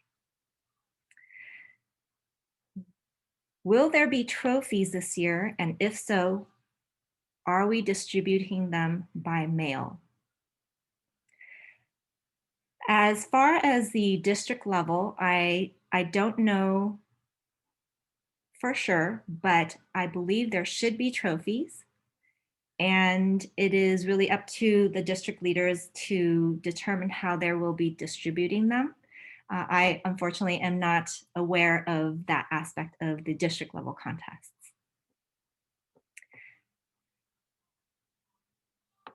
Is there a way to advertise that we need a contest chair if we don't have one? Step up from any of our area clubs. This is something as an area director, you will need to use your leadership skills to try to inspire and motivate a member to step up. A member can get pathways credit for serving as a leader, contest chair. They can get level 4, they can work on a level 4 or level 5 project. You can help to motivate them by offering or saying that this is an option. There are also numerous leadership skills that they can learn and improve on simply by serving as a contest chair. So hopefully you can encourage somebody to step up as a contest chair, because it is a great experience to have under your belt. Does the Toastmaster close their own video when contestants speak? Yes. So once you have introduced the speaker, then you as a Toastmaster will need to mute yourself and turn off your own video. Every person who transitions to the next speaker, whether it is the SAA or the contest chair who gets introduced one after another, they will need to be responsible for monitoring and controlling their own video and audio, including speakers who need to turn on and off their own video and microphone when they are getting on stage and when they are leaving stage. Are there any other questions? Well, it's 10:45. If nobody else has any questions, and that's the end of our presentation today. I hope you feel a little bit more prepared in being a contest chair, a Toastmaster, whatever aspect, in helping your club, your area, plan and conduct a successful meeting or a successful contest. So good luck everyone with contest season. Hopefully I'll see some of you at the district level. So this is just to give us some structure to what we're doing. So our functionary role is, of course, the chief judge. As most of you know, briefs the contest functionaries and ensures compliance with the TI contest rules. Now, a couple of things that goes along with that naturally is they ensure that every judge has completed their certificate of eligibility and ethics, and we're going to touch on that a little bit later. They also ensure that the Toastmaster and the contestants are familiar with the contest rules, and we'll touch on that a little bit later. Hi, 𝗁𝗂𝗃, welcome. We just started. Actually, I asked if 𝗁𝗂𝗃 was coming, and Pam said, no, go ahead, don't wait for her. So, there's Pamela McHenry. Welcome, Pamela. We're just getting started on the chief judge function. Maybe I should wait a minute. I don't know. Let's see. We'll go ahead. So as I was saying, the chief judge is responsible for briefing the contest functionaries and ensuring compliance with TI rules. They do that in several ways. Each judge must complete a certificate of eligibility and ethics, and each contestant must submit a certificate of eligibility, which they provide to the Toastmaster, and the Toastmaster should provide to the chief judge to make sure that person is eligible. During the contest portion, the chief judge will brief the rules, and the chief judge's primary role is to ensure compliance with the rules and proper compilation of the ballots as we go forward. Now, the chief judge does the compilation of the ballots with the judges. At club contests, we recommend a minimum of 5 judges, a minimum, if you're able to do that. At area, we certainly recommend a minimum of 5. However, it should be an equal number of judges based on the number of clubs in the area. So if you have 4 clubs, you would have 4 judges minimum, and you could also have 2. You could have 8 judges, 2 from each club. Same thing with the division. At a division level, you want to have, we ask a minimum of 7, but really it represents number of areas in the division. If a division has 5 areas, you have at least 5 judges, but it would be better to have 2 from each area so that you would have 10. District usually goes for 7, 9, or more. They prefer 14 or 18. They prefer 2 from each division within the district. So those are just little standards. Now, a key criteria here for judges is, and it's really tricky, and as Ken knows and Pam knows and 𝗁𝗂𝗃 knows from Division A, it's tricky because you can't have a judge from a club in which a contestant is a participant. Now, at the club level, we tell you, you don't have to pay attention to that. At an area level, it's an allowable exception if you're unable to meet that. But at the division level, we have to adhere to it. And at the district level, we have to adhere to it. And it's very challenging sometimes to find those judges. I lost Ken as a chief judge last year because he was in multiple clubs and there were contestants from those clubs. So neither the chief judge nor the judges can be a representative from the clubs of the contestants. I also believe at the chief judge level, that's ridiculous because the judge is not a voting judge, the chief judge. He's just ensuring compliance, but that's just a personal aside. Then we have a tiebreaker judge. And ideally, even at a club level, your tiebreaker should not be a member of your club. Ask your area director, ask your division director, ask somebody from another club to be your tiebreaker at a club level so that there's no potential overt bias in the tiebreaker judge. At your area level, it's good to get them from outside your area. Now, where you do combined contests like 1, 2, 3, or 4 and 5 in Division A or other areas. So now sometimes some areas will get together and do one area contest, multiple areas. And so it's still good to go outside of those areas to get a tiebreaker whenever possible. Tiebreaker is known to the chief judge, sometimes to the contest chair, but really only to the chief judge. No one should know who they are. And the tiebreaker doesn't attend the other briefings with the other judges. They're separately briefed by the chief judge and separately dealt with. So ideally, not a member of the area, not a member of the division, not a member of the club, and certainly not a member of the district, because they are very critical. Yes, Ken? Oh, just a question from earlier. When we were meeting in person for contests and somebody had not filled out their eligibility form, we had eligibility forms they could sign right there at the contest. How do you handle that online? They recommend that they have to have it no later than the day before the contest to the chief judge. They have to have it. I'm talking about judges' eligibility forms now. Same thing with contestants. Now, of course, if you're the Toastmaster of a contest, which we're not dealing with Toastmasters, you can have acceptance of those forms right up to the moment of the contest, but you have to get it to the chief judge. Judges, however, I've never allowed a judge to provide it the day of the contest. If they weren't provided in advance, and I would keep after them, you know, I need this, I need this, I need this, I need this sent to me electronically. I have to have it in hand because the judge's form has their statement of ethics as well as their statement of eligibility.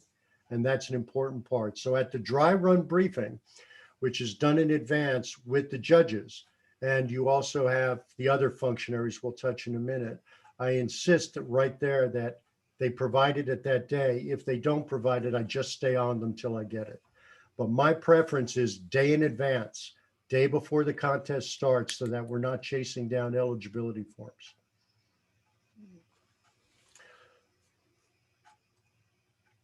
That answer your question, Ken? You're good with that? Yeah, I think so. Yes. Okay, now ballot counters, 3 is best, never less than 2. You need that verification. Now at a club level, you might have 2, you might have 3. At an area level, division level, and district level, recommendation is please always go with the 3, which is recommended by TI. And there's a reason for that. We're going to talk about how they do some of the compilations in a little bit, but I like to break up my ballot counters in 3 different functions for online. Now, normally a ballot counters each would compile the same ballots onto their tally sheet, and then you compare them. But when we're doing online, in terms of facilitating time, what I prefer to do is 1 reads off the ballot from the judge, 1 compiles it onto the sheet, and the 3rd one checks what the other one compiled. So if my ballot counters were Ken, Nog, and 𝗀𝗄𝗄𝗃, I would then ask, Ken, read off what that judge said. And the judge says, contestant number 1 is my first place choice. Nog puts into the ballot tally, first place choice for contestant, for judge number 1 is contestant number 1, 3 points. 𝗀𝗄𝗃 checks, Nog put in 3 points for the right contestant. And then we keep moving on. Then once that's all done, I then prefer as the chief judge to go back and re-walk it through with all 3 of them at the same time. Go ahead, Ken, you had a question. So when you say the second ballot counter checks, are they keeping a separate count, or is the first ballot counter holding up their sheet to the screen so that they can see it? We've got a spreadsheet that we recommend everyone use, that you post it online in a Google Docs or some other common place, and that all 3 are logged into that common location. And it automatically tallies as you go through. It creates the tally for you. So you don't have to figure out who's number 1 at the end. It tells you. You don't have to figure out who's number 2. Yes, Nog, go ahead. So the judges, when they fill their rating or score, they will upload their score sheet into this common directory for everybody? No, they won't. And thanks for asking that question. I was going to get to that a little further, but I'll touch on it now. No, I'll touch on it now. Is that what I recommend is, as a chief judge, and Ken, you've gone through this, I know, as a chief judge, we recommend, and it's in the instruction sheets, that the chief judge send an email to every judge the day of the contest. At that time, the chief judge should line out the order of the speakers. By then, usually the speaker order is drawn. And then the judges only return to the chief judge that email with their first, second, and third, specifically indicated. First, second, and third. That goes to the ballot counters and the chief judge. The ballot counters, the minute they receive a ballot, they acknowledge it. Chief judge releases that judge from the breakout room, because I was going to touch on that in the future. And then that judge can go back to the contest. So I'll touch the breakout room in a moment. But then they start tallying right away while the judge is waiting for the other ballots to be conducted in the breakout room. So in the in-person process, what normally happens, Nog, is that judges complete their ballots and raise their hand for their ballot, and the ballot counters collect them. In the online environment, what we recommend, and it's in the instruction sheets that we have online on the district resource page, the contest resource page, is we take all the judges to a breakout room. As they complete a ballot, they indicate they've completed their ballot and send their email to the chief judge and ballot counters. Immediately, the ballot counters go to work. One starts reporting, one starts compiling, one starts verifying. Meantime, the chief judge keeps track of the judges, releases the judge back to the meeting. Next one says, I'm ready. Ballots acknowledged, somebody reports, somebody verifies, tallies, somebody verifies, and then that judge is released back to the meeting room. As they're going through that process, the ballot counters are doing that work. The chief judge is just keeping track of the judges. Once all judges are gone, then all 4 of them will go back through the tally sheet. Once again, 𝗀𝗵𝗀𝗀𝗁 said contestant 1. 𝗀𝗵𝗶𝗀𝗀 said contestant 2. And you just go down the list and you check everybody's first, second, and third. So the judges only report their first, second, and third. The one exception is the tiebreaker judge, which we'll show you as we go forward. I have an example of the form. Ken has another question. So the ballot counters are in a separate breakout room from where the judges come in? No, they're in the same breakout room. Same breakout room. So they're counting live while the judges are reporting? Yeah, they're not reporting to the judges though. When I say they're counting live, they're working on, they're just, verifying with each other through chat or through text. Yes, yes, yes. That's all they're doing. Okay. They're just doing the tally. They're watching it because they're the only ones online to that tally sheet. But they're not saying, not saying, Judge 1 has just submitted a ballot and says that contestant 1 is first place. They're not having that conversation. Here's how we do it. The 3 of you here, Judge 1, Ken says Judge 1, I say Judge 1 is sent in a ballot. Ken, you go ahead and you watch as Nog pulls it. You say, do you have 1, Nog? And he goes down through his thing and does it. 𝗀𝗵𝗂𝗁 verifies and says, yes, I agree. And you just keep moving on. You don't specifically have to say, Judge 1 says contestant 1, contestant 2, contestant 3. But you're in the same breakout room at the same time. When all, go ahead, hold on a second, Nog. Yeah, when all the judges are gone, then you actually go back through with the chief judge and says, Judge 1 said contestant 1, walk down through, everybody says yes. Contestant 2, contestant 3, contestant 4. And you go on through that way. Does that make sense, Ken? I think so, yes. Yeah. Yeah, I was thinking after all the judges have gone from the breakout room, chief judge and the ballot counter will share the screen and do the tally and the score. They do share the screen at that point, but you should be ahead of the game because what you're trying to do is actually by going to the breakout room, you allow the contest to continue, but the contest can't advance to the next level until the tally is complete. So for instance, if you're the second contest of a 2-contest day, they can't do awards or anything else until they get that final tally in. So you want to keep the tally moving right along from the very beginning. Now, what I often have happen, Ken, is that my ballot counters have often individually done their tallies anyway to make sure and compare. And that's a very nice way to do a comparison at the end.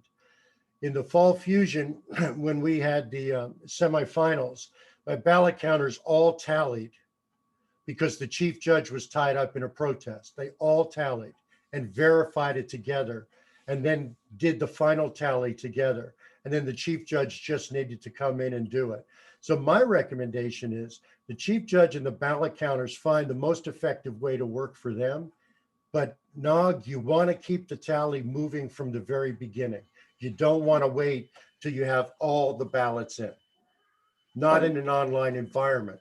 The difference between an in-person contest and an online environment is that the online people get bored real quick. Nothing's happening. Once there's only so many questions you can ask the contestants before it seems like they're just asking more questions to keep them going. So we want to get it as effectively as possible and as efficiently as possible. So I had one more question. So if there are 10 contestants, contestant number 1 gives his speech, right? Right. And then the judges, all of them go to the breakout room for 5 minutes and do the score and then. No, after all contestants have spoken. All of them, okay. So the flow of the contest is, and well, let's get to that. Let me talk about the timers, and I'll touch on this in a minute. Yeah. We also have 2 timers, and one thing that I heartily recommend, we have a primary and a secondary. Now the secondary is showing. So the secondary is putting up their green, yellow, and red. And for table topics, of course, it's 1 to 2 minutes with a 30-second grace. For international, it's 5 to 7 with a 30-second grace. So the green goes up, the yellow goes up, the red goes up. But if there's a breakdown with the primary timer, it's really important that the secondary timer, even though their video's not showing, like Pam, if we look at Pam's screen, she's not showing. If she's our secondary timer, she needs to be changing her background along with her timing, even though we can't see it. Because if we have to shift her over, we need to see that same background. So if Ken is the primary timer, he's showing green, and for some reason his timing fails, we need to shift to secondary. We need Pam to come forward in the right color. So it's important that the secondary timer change their backgrounds even though the video isn't showing. And then our last functionary is our Sergeant at Arms, of course, who starts the meeting. But in the table topics contest, what we do is when we start the contest, only the first contestant remains in the room. Every other contestant is moved to a breakout room with the Sergeant at Arms. Now, some people prefer to use waiting rooms, but the waiting room is a very sterile environment. There's no level of interaction or anything else. My preference is a breakout room. Sergeant at Arms is just there really to just keep order and make sure somebody's not dialing in separately to listen to the question before they go in. But the Sergeant at Arms just keeps them in ready order to go. The Sergeant at Arms should also time. They should actually time to say, hey, it's been 2 minutes, contestant 2, get ready. They're going to call for you any minute. You know, that type of thing, to just let them get the contestants ready and know that they're going. But the Sergeant at Arms is part of your functionary for that movement to the breakout room with the contestants. Yes, Ken. Does the Sergeant at Arms go back into the main room to be told by the Toastmaster, bring in the next person, then come back into the breakout room? My preference, they can do that. I think it's the preference of the contest chair, Toastmaster, chief judge. My preference is to have the tech chair contact the Sergeant at Arms, and the Sergeant at Arms just send out the next contestant. But you can absolutely do it that way, because certainly in the physical contest, that's how we did it. So I think it's a preferential thing of how you want to operate that. And my preference is that they actually stay in the room and the tech chair says, hey, Solazar, send the next one out. So the tech chair either comes into the room and says that, or sends them some other kind of a message. Yes. So it's either way. Either way, and I think it's the preference of the contest chair. Both work.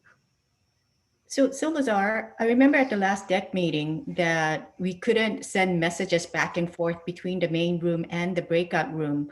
So that this communication should be done via cell phone or email or something outside of Zoom? The tech chair can do what Ken said, is to go into the room. But I always recommend, as chief judge, I get the cell phones of everybody, every judge, tech chair, Toastmaster, contest chair, everybody else. And I share those with everybody. So 1, you can use cell phone. 2, you can have the tech chair, because the tech chair can go back and forth. Tech chair can go to the room, say number 2, or you can do what Ken said, have the Sergeant at Arms come back to the contest with each contestant and wait for the end of that contest and come back. The contestant is called the minute the first contestant ends. The minute each contestant ends, you don't need to wait for something. You should just bring them back. The Toastmaster in the script is asked to say, is the next contestant in the room? That's all they're asked to say. And the contestant acknowledges, then they go through their regular script. So you choose whichever one feels best for your contest flow. I know you like definitive answers, 𝗀𝗄𝗄𝗃, but some people prefer one way and some people prefer another way. both work. Okay. Does that thank you. help? Yeah. Yes, and also the when going back into the main room, the contestants themselves move themselves, not the tech chair moving them. That's correct. So the contestants need to be briefed, but this is by the Toastmaster, but the tech chairs as well. They need to be briefed to select leave breakout room, not leave meeting. When they're in the breakout room and they hit their leave button down in the lower right, two options come up. One is leave meeting, one is leave breakout room. We want them to select leave breakout room. Otherwise, they're gone. And then we have to go to the next contestant. And that's what happens if that should occur. Okay, thank you. You're welcome. So now the judge's eligibility and ethics. And the reason I point this out and goes back to what Ken asked earlier, it's really important that the judges take this seriously because in essence, the integrity of the entire contest rests on them being honest, that certainly they're a current paid member. If they are a judge, they must complete the same minimum number of speeches contestants are required to do. However, I want to point out that this doesn't change depending on contest. For instance, there's no minimum speeches to do table topics, but the judges must complete that minimum number of speeches as if everybody were competing in international. So their certification of eligibility and ethics is the same. And that's down here, Ken, 2B, have completed a minimum of 6 speeches, and that still exists today. That's not specific to contest, that's all contests. What we're essentially looking for are judges that have some level of experience with Toastmasters.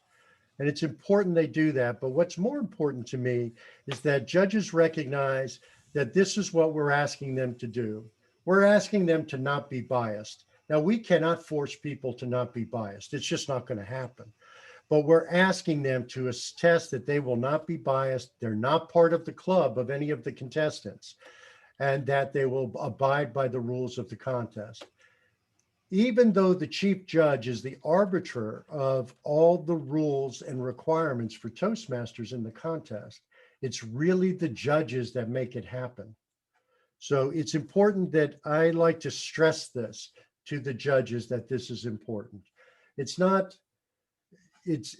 something that they go to jail for if it's not true, but we can have judges that are part of a contest. If judge suddenly says, you know what, I am a member of a club that somebody's with, we need to know that, because later on that could be, it's not a protest eligibility, but it will become a disqualifier of the credibility of your contest later on. And that affects people attending contests in general. And that's really important. These are the ballots. Now, an important thing is the judges are not evaluating, they're judging. This is not an evaluation, and we have to stress that to our judges.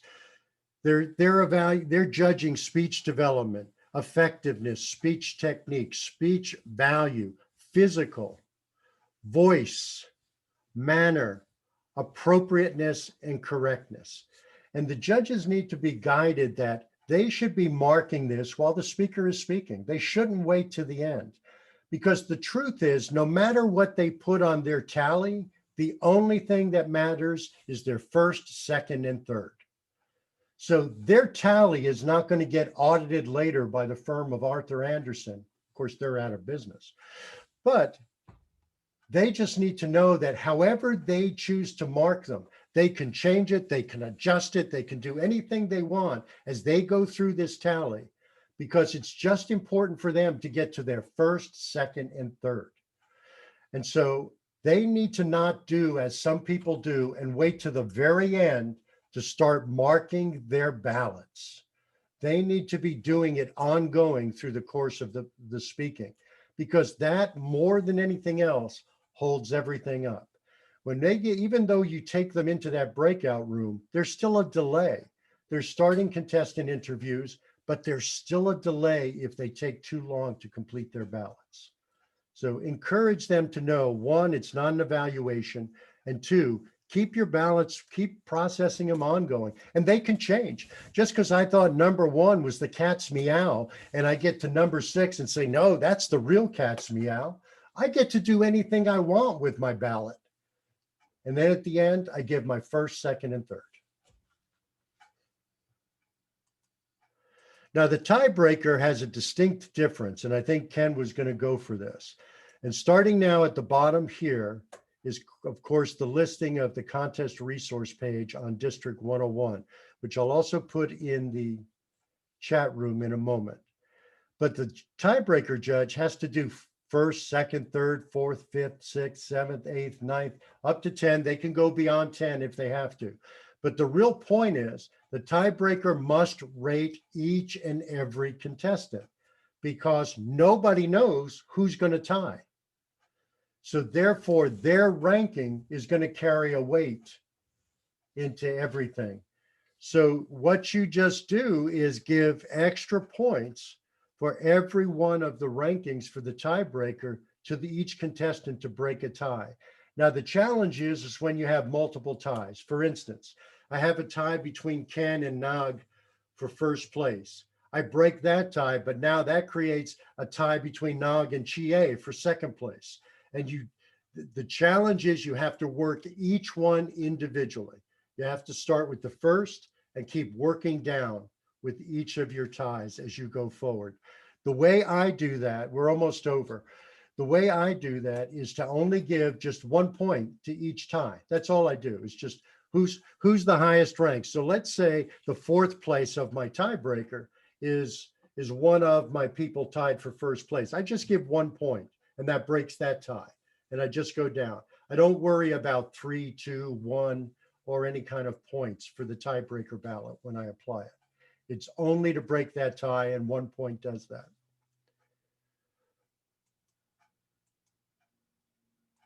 Ballot counters can tally on these counter tally sheets what they're given in advance as they're going along themselves. They can also do this, but what I'm going to show you now is the online tally sheet. This is a spreadsheet. It's available on the District Contest Resource website. There's one for international, which this one represents. There's one for tall tales. Now, somebody went ahead and I think Diane put in these different tally numbers here of contestant 1, 2, and 3, but it's showing as you add in those numbers, it will automatically tally the total points here. It'll tally the total points. Also, you can put in the times, but the times you're most interested in are the 7:45, the time that's over the allowable time, because that's an automatic disqualification. Contestant 4 in this sample here no longer exists. When I mentioned earlier about collecting cell phone numbers, I also show that here under contact information for judge, all their cell phones, all their emails. So start of the contest that day before the contest starts, I send the email with all the contestants listed in speaking order. I expect to get that list back from them with their first, second, and third. And then we tally the points here.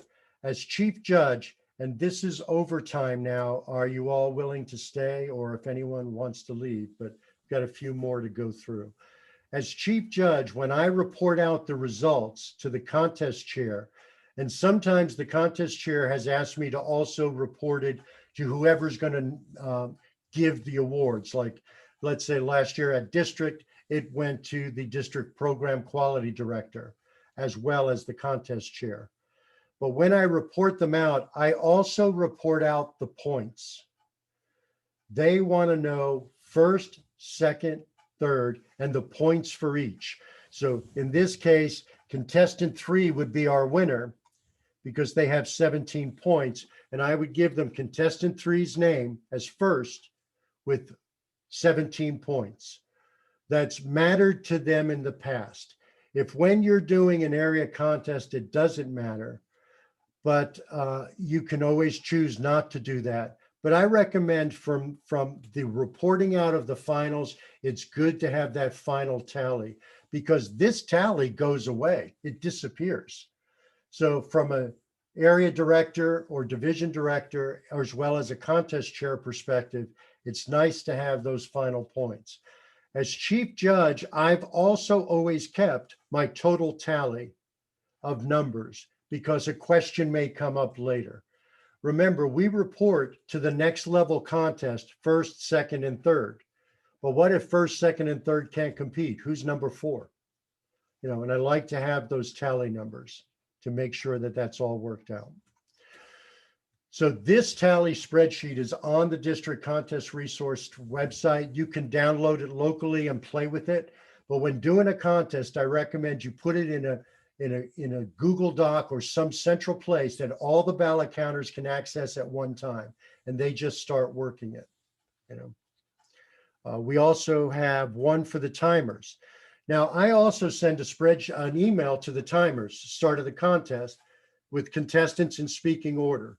And I ask for that to come back to me from each timer individually with their times. I had a problem at a contest, and I'll share it because it's terrible, but one of the timers did not tell me he could not go to 1/10 of a second. He couldn't go to 1/10 of a second. So one contestant had 7:30 and 20/10 of a second. The other timer said she was on time. He didn't indicate anything. So we gave her the benefit of the doubt. I always gave the benefit of the doubt. She came in second place. Actually, she was over time. The other timer told me after the contest, you know, she went a little long. So what I tell my timers, if they don't do 1/10 of a second, they need to tell me plus. If they're going to say 7:30 and they can't give me 1/10 until it goes to 31, then they need to give me 7:30 plus. They need to tell me it was longer than just 7:30. We need to know that the contestant was over time. I don't fault the fact that she came in second, but she should have been disqualified for time. And that's not fair to other contestants. So this is a spreadsheet that's also available. It has 3 tabs on it. One is an instructional tab that's very long-winded. The other one is tab 1 is timer 1, tab 1 is timer 2. You can have them use that. My preference is I send the email as chief judge with the contestant speaking order, and each timer individually reports back just to me, just to the chief judge, that timing for each contestant. And if they're over time, because there's no, in the old paper form, we used to circle it, I want a plus by that over time, by that time of that person, so it stands out for me. So once we do the ballot counter tally, because we still do that, then we go through the timing, and that's when we eliminate or disqualify people before reporting first, second, and third. Now, Nog, for the ballot counter, I just want to point out, it's first, second, and third. That's what we get reported. And the points are 3, 2, and 1. They're reverse of first, second, and third. You just turn them upside down, 3, 2, 1 for each. And that's all we tally is the number of points. Protests are limited to eligibility, originality, and reference to another contestant's speech. Now, in the speech contest rulebook put out by Toastmasters, they indicate new items with a diamond in the left margin. And this is new. This just came up this year. Now, in table topics, you cannot reference another person's speech. If I come out as table topics contestant number 3 and I happen to mention something from number 1, if I wasn't cheating completely, you know, chances are it's happenstance because I don't hear their speech. But in international or other than, and of course, the same thing goes for eligibility evaluation. You don't hear the other evaluations. But in all other contests, if I make a reference to Ken's speech, he was the first speaker, I'm the third, and I say, well, you know, as Ken mentioned in blah, blah, blah, blah, I am disqualified. And speakers need to understand that. Don't get clever. Don't try to show you're really aware and on it. Don't try to tie everything together. No reference to another contestant's speech. Obviously, this has been a hot button issue. Now, eligibility is confirmed by the contest chair before contests. There never should be an eligibility issue brought up by either a contestant or a judge. If they bring it up, my recommendation is they are told if they have an eligibility issue, bring it up to the contest chair before the start of that contest. Don't wait till somebody's given a speech to say, by the way, they didn't pay their dues. Don't do that, because actually we're required as contest chairs also to verify all that eligibility with TI before a contest starts. So it really comes down to originality. Originality is based on less than 25% of the speech should be attributed or quoted material. Everything else should be original. Now, how do you measure your 25%? I leave it up to each and every one of you. But when a protest is lodged with the contest by a judge, only a voting judge or a contestant, when it's lodged, the chief judge must call all the judges together into that breakout room. They must present the protest. Now, if the protest is complex, you might have the protester come and present it, and then the protester leaves. But the contestant against whom the protest is lodged is brought forward to present their side. That's a key and important element. They present their side and then they leave. And then the judges deliberate. And there's only one of two options. Either the protest is set aside or the protest is upheld. It's that simple. And the contestant is disqualified. The contest chair is required to notify the contestant prior to the end of the contest. It's not something where you call them the next day or you ignore it. We had one contest, there was a protest. Everybody agreed that the contestant had violated originality. They chose not to report it as a disqualification because the contestant was not going to be in the top 3. But the problem with that is, let's say the first 4 contestants couldn't go to the next level. That contestant would have gone forward because he had not been disqualified, and that isn't something that the contest chair can deal with at that time. It's up to the chief judge and the judges to make that determination. And the contestant completely violated originality. So it's important that contestants be disqualified if appropriate. And it's never pleasant, but it's appropriate. Plus, we had another one where the protest, the disqualification was not announced to the contestant. I know, Diane, we're lingering. And the contestant continued to complain long after the contest, even though clearly the contestant had violated the rules. So it was a problem because of timing and because of the way it was handled. So these are delicate situations, and it's important to give them information. That covers really the formal portion of everything I wanted to cover. I know it was a lot. I hope I answered your questions, but if there are any more, Diane will be staying later to. Yep. But are there any questions or issues that I haven't covered adequately that you'd like more information? I want to make a suggestion, Solazar. Yeah. I was a judge at 𝘆𝗨fusion, and I had mistakenly sent my ballot to, I think, contest chair, or I think it was you and Christian that were managing that contest. And I sent it to the wrong person or something. And Christian tried to call me. He did. I didn't pick up the phone because I didn't have his number that he was calling from in my address book, so that it just showed up as random number that I wasn't going to pick up. I said, I don't know who this person is. I'm busy. I'm not going to pick up. So it would be advantageous to the judge, to the judges, that they have the phone number of the chief judge in their phone so that it clearly shows up. Actually, I want to take that further, and I didn't stress this earlier. When as chief judge, if I collect all those numbers, I share them with all the judges, and I recommend exactly what you say. Put them in your phone. You can always delete them after the contest, but know who's calling. And I also recommend it's better to, if calling you is fine, but very often, most often, I've texted an awful lot during contests to chief judges, but I ask exactly what you're saying. You should have mine, you should have the contest chair. If I'm chief judge, have mine, contest chair, have Toastmaster just in case. And then you should have every one of the judges in there. as well as the ballot counters. You should have all of those in your phone as a judge. Chief judge should have all of those. Ballot counter should have all of those. And sergeant at arms should have those in case the sergeant at arms is called upon to help get a judge. For whatever reason, in the last several contests, we've always had an errant judge that has traveled some other dimension instead of to the breakout room. And we've just had to track them down. We had one contest where the tiebreaker judge didn't tie break.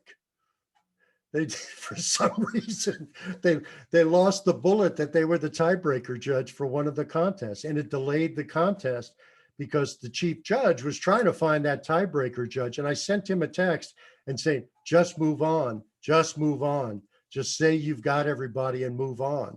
And if we have a tie break, we're calling that person in to break it, you know, but he didn't tie break. So he just didn't do it at all. There's a longer story behind that, but those things happen. So I agree with you. It's very important for every judge to know every judge, every ballot counter and chief judge, as well as contest chair. And I don't know where these judges disappear to, but they do. They leave the main room and they're gone. Ooh. They go from virtual to physical world. Yeah, that's right. And they ultimately show up. They ultimately show up. It all works out, but it tends to happen. So it's also important in your initial briefing as a chief judge, and it's good to ask the questions just as you did, 𝗍𝗂𝗍𝗂, is to make sure that everyone understands how to go in and out of the breakout room. It's really important that they learn that they know that, because you want your judges to get in there quickly, and you want your judges to leave there and go back to the main room and not leave the contest altogether. So anything else, 𝗍𝗂𝗍𝗂, Ken or Nog? Diane, anything you would like to add? Hi, Lynn, so good to see you. No, I think there's been a lot to this session. I thank you. It's very thorough. Okay, and I had promised you the link, and I want to give you that link, but it is contest resources on D101tm.org. It has all of the forms, and really the thing is, this is just really to introduce you to what's there, but it is all here on this link. Diane put together the team to get all of this stuff together. It's very thorough, it's current, it's updated. It addresses the two current contests, table topics and international. And even from today's Zoom, you've got the Zoom tips, you've got the scripts, you've got the briefing guidelines for both contests. And we try to address, as well as the complete contest chair checklist, which is very thorough, very good. But we try to address club, area, division, and district level, so you can extract and adjust as you need to for what you need to do. So Solazar, just to clarify, you are going to put this recording of these discussions on this website? Actually, I am not, but Rovina is. Okay. Just to clarify. Just to clarify. Yes, all the breakout sessions will be there, as well as the main session that we started with the Zoom tips. So, and thankfully I did record. Diane, I have to report, I did record. And if anyone wants to contact me, it's just solazar@gmail.com.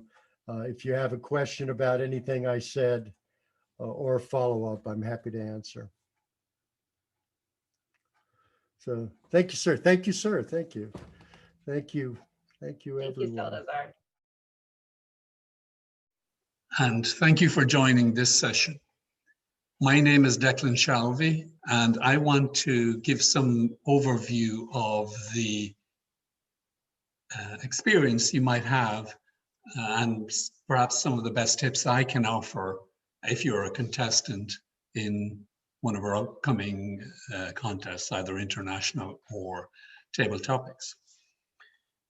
I'll talk for, I hope, about 15 minutes or so, maybe a little bit longer.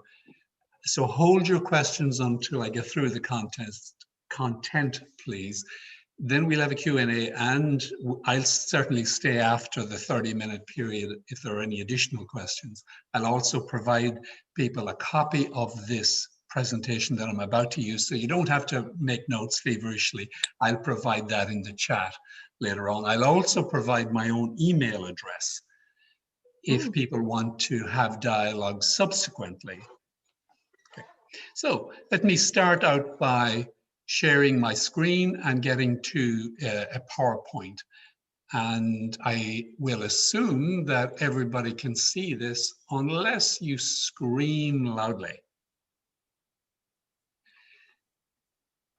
This again is the contest preparation and execution element of this particular workshop this morning.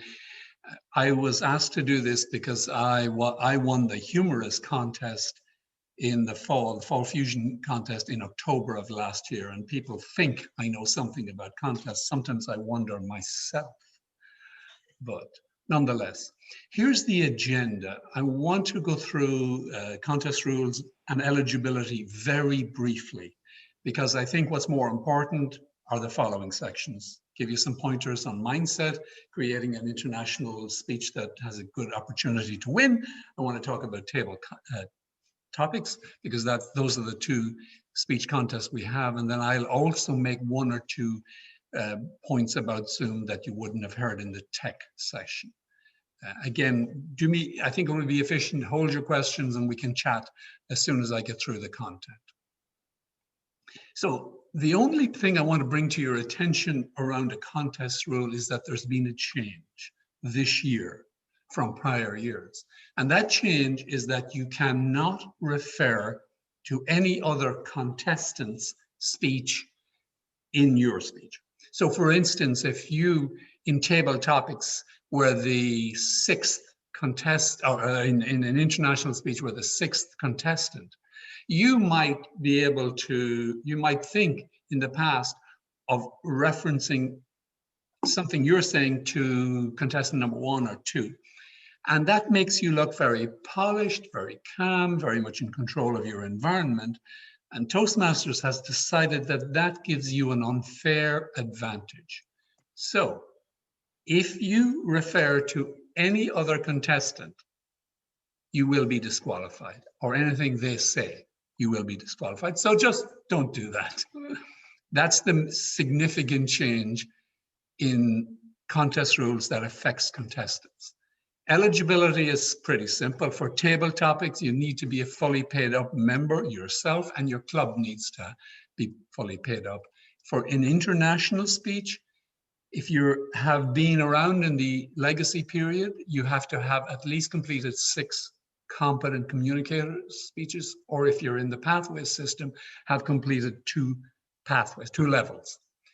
And you have to be fully paid up as well. And I mentioned the club because we're coming up to a membership enrollment. So let's say you pay your fees through PayPal, but for whatever reason, your treasurer hasn't processed it with TLI, with TI, then you are technically ineligible. So even though you may think you've paid, make sure your treasurer has paid. I saw an example of this where somebody really had a problem at a later stage in the contest because it transitioned over a membership renewal period. So just take that moment to check that you are fully paid up. Now, I want to get to mindset. When I was competing in the fall fusion and prior in international, I got to division level and I had to step out because of a business meeting. I didn't actually participate in district at an international level. I got to international district level, I should say, with table topics. So I've been to the district finals and I won last year. The mindset, though, that I suggest you have is that the very next contest you're participating in might be where you exit. So be ready to do the very best you can.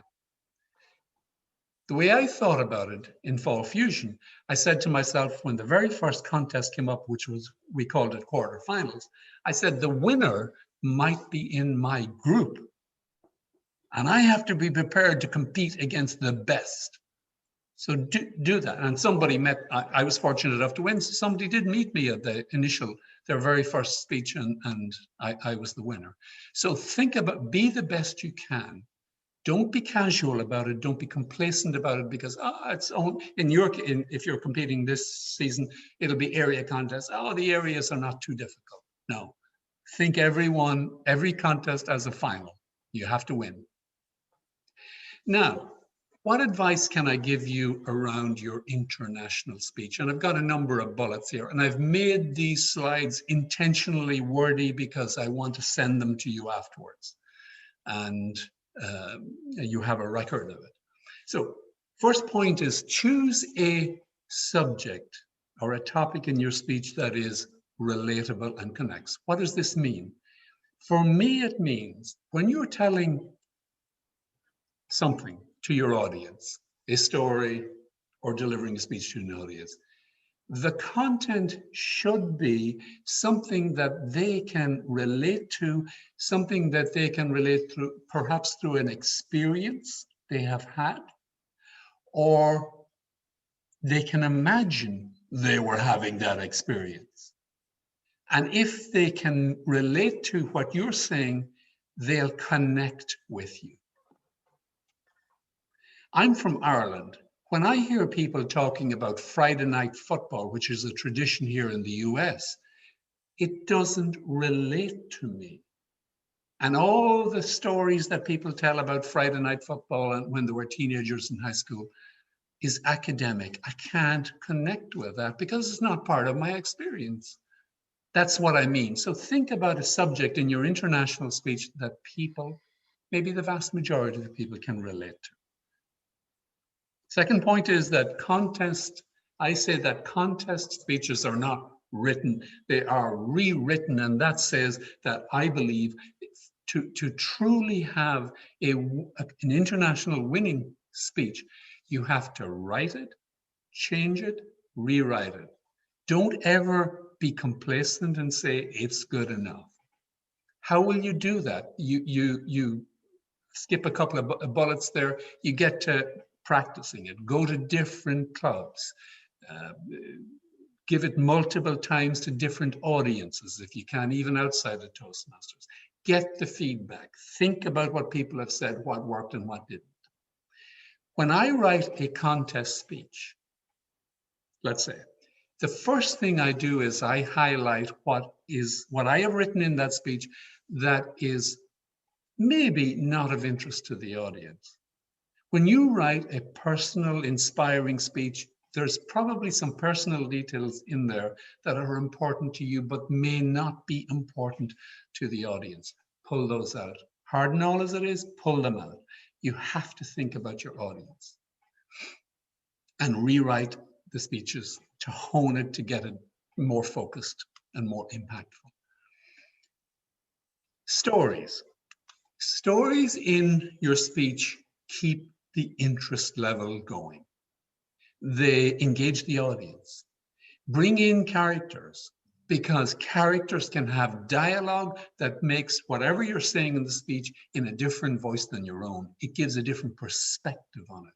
And that continues to engage the audience. The audience will visualize characters you talk about, and they'll understand better what they're thinking and feeling through what the characters say. That's why characters and dialogue is so important. And introduce humor. Humor is an amazing way to connect with people. It keeps them engaged. Now, I'm going to tell you a little bit of a personal story.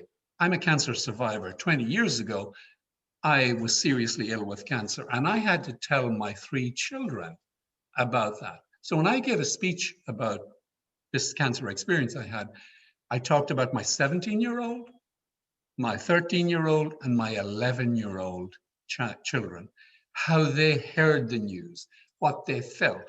And my youngest, my 11-year-old, was particularly impactful because when I told her that about my condition and what I'd have to do, I was going to do chemo for a year, She said to me, in a moment I will never forget, she said, "But Dad, I know what you're saying, but you might die."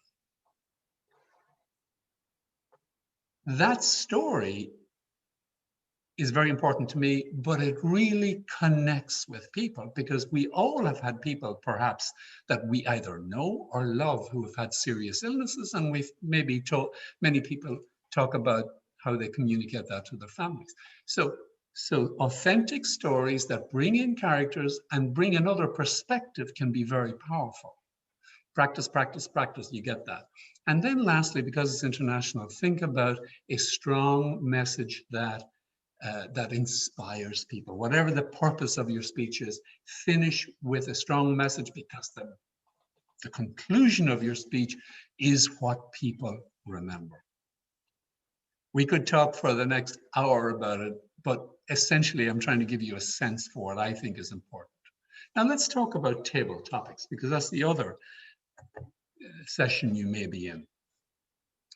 I competed in the district finals in 2016, and I was surprised when two of the contestants paused before that, when they were asked the question, and I was in the room, they were later speakers.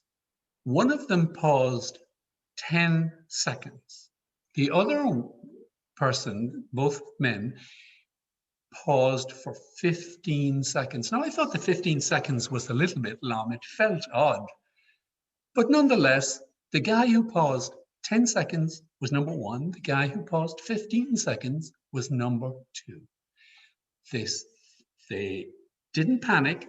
I'm sure they continued to breathe deeply, and they thought about the question. So if you're in table topics, don't rush. Give yourself time.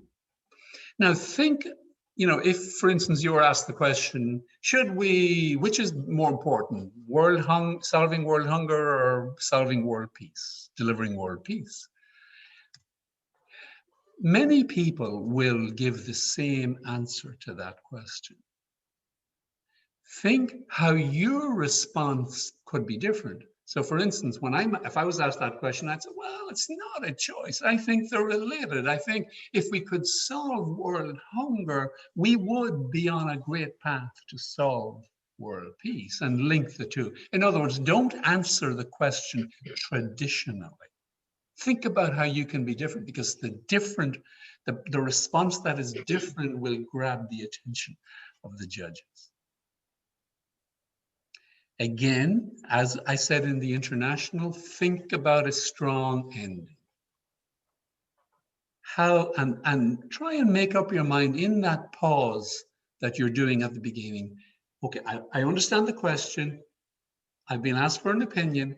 How could I actually make a very strong conclusion? It's not too late. Again, the conclusion in table topics is what grabs the attention.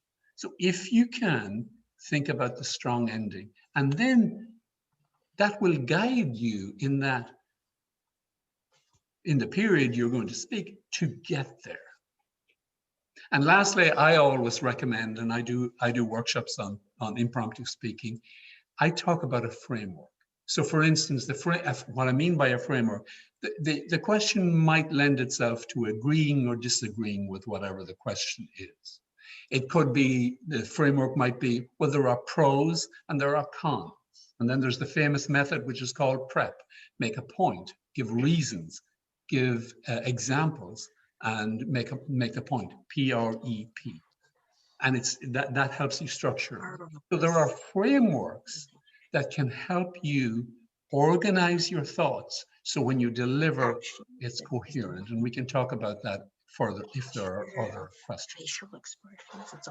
And lastly, I do want to come back to Zoom and say, let's organize, or let's embrace Zoom's full potential. So many people that I talk to say, I don't like Zoom. I want to be back in the in-person mode.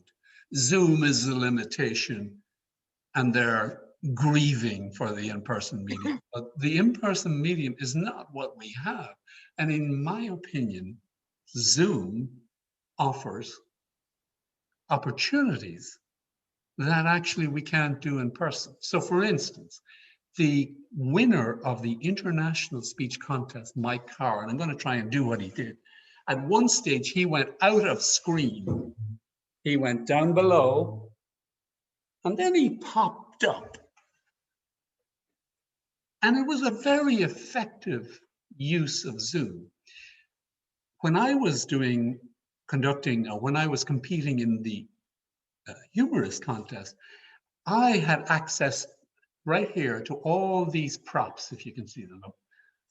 Let me actually I'll have to stop sharing here because I want to show you this. And I want to get out of my background, if I can.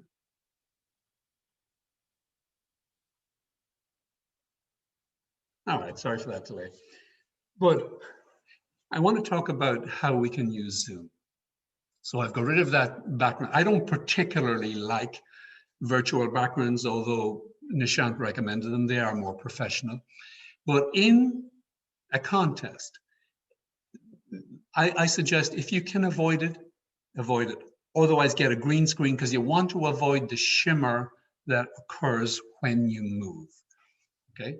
What I do, or worked for me, was I have a small room that is very good acoustically. I use lighting to help with the image.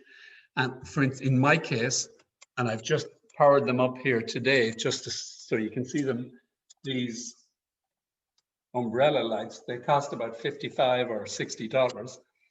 And they're very effective in creating the image, the lighting that maybe suits your skin tone and perhaps suits the colors of the background, etc. So if you are serious about it, invest in that. It's a very cost-effective thing to do, and it helps you with a better lighting setup. Secondly, around audio, I know that there are wireless devices and lots of technology. I am a person who believes in simple solutions that work predictably. And for me, I just use the speakers from my notebook. I do have a separate camera, the webcam that I've attached, and I'm using that. Not using the camera on my notebook. It's not really that good. This gives me a better angle. But I use the audio from the notebook because it's very adequate and I'm in a small room and there's no echo. Okay? So that's my advice. Keep the audio simple. If it's a small room, you can manage it. And then lastly, I want to talk about use of the frame. When I give speeches, I stand up, but I'm sitting down for this workshop, but I'm going to demonstrate what I need to talk about is showing you how to use the frame. If you're going to use expansive gestures, this seems about right.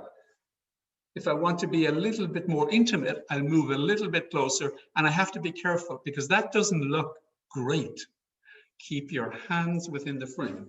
So the point there is to use the technology to its best advantage for you. And now I'm going to go back, if I may, to my PowerPoint because I do want to share something else with you.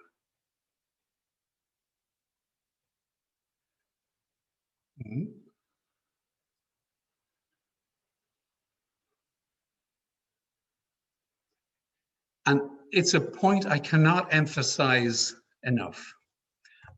Participate in the dry runs that come up.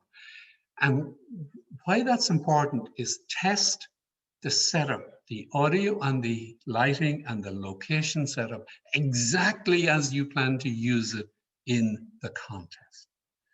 In the contest that I participated in, I was at the dry runs and I saw an interestingly significant number of my fellow contestants over the number of contests who said, well, I'm going to do it in a different room, but let's just do a quick check on my audio. Let's do a quick check on my video. And in the contest, I remember a number of my fellow contestants in the contest live.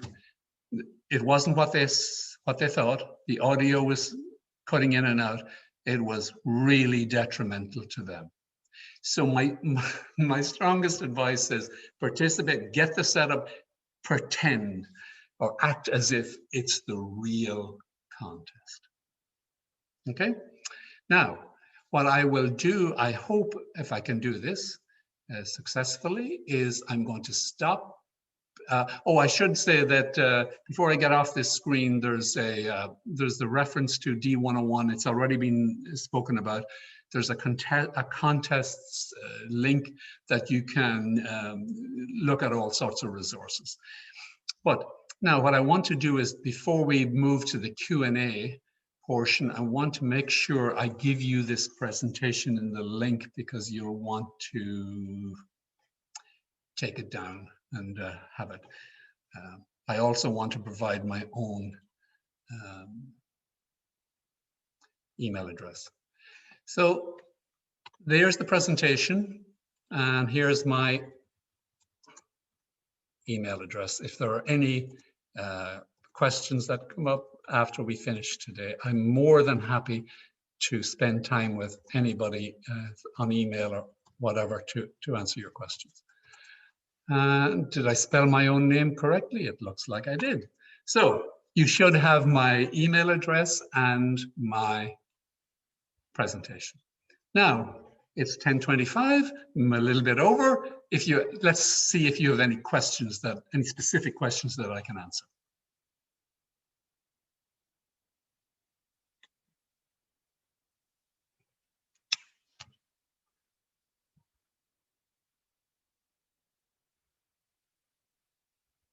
Can people go off mute? Oh, I've got a question. Great. Susan, I think. Go ahead. Participated in, I guess, the first online contest in 2020. And I found one place in my house where I had blinds that I could close, and it made the most undisturbing background that I could possibly find in my house, right? And that seemed to work. Although it takes quite a bit of setup and dragging all the lamps in the rooms and getting some kind of light on my face. Because I discovered that my computer does not have a green screen and does not do well with it doesn't do well like your computer's doing, and I can see you clearly and you're not moving around, right? So I guess one of my questions is, what kind of a computer is it that I need to have that can give me a fake background? Well, first of all, Susan, I don't think it's just me, but your sound quality is very, very low right now. Yes, yes. And I could barely hear you. I need a new computer.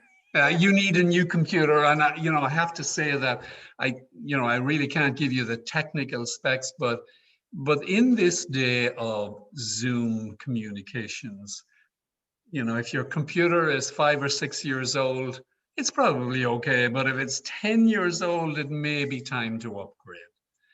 Most of the new, I would say all of the new computers are superb, great.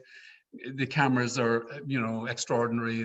The sound quality and the audio is extraordinary, Susan. So I think you really need to upgrade. If you're serious about this world, pretty much, any of your $500-600 computers will work in the PC world. And the Apples, of course, are a little bit more expensive. My wife just bought a Mac Air, the new Mac Air, and she said it has removed some wrinkles from her face. I don't know if that's true, but there you go.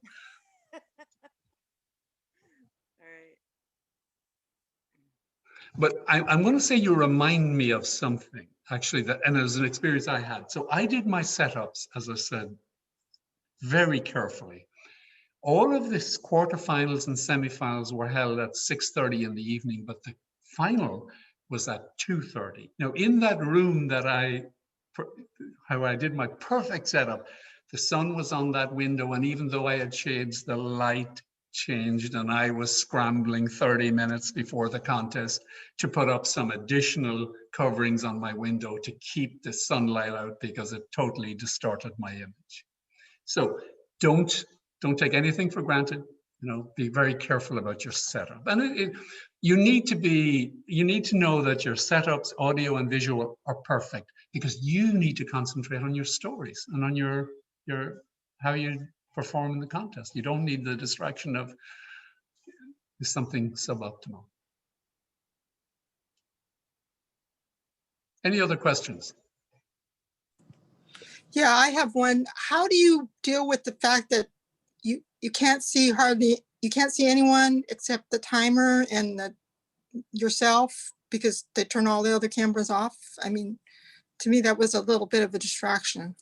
Yeah, and I think I accept that. I'm one of those, you know, I actually miss that in-person thing because I really love to engage and see the audience. But in this world, in the contest world, you just don't have that option.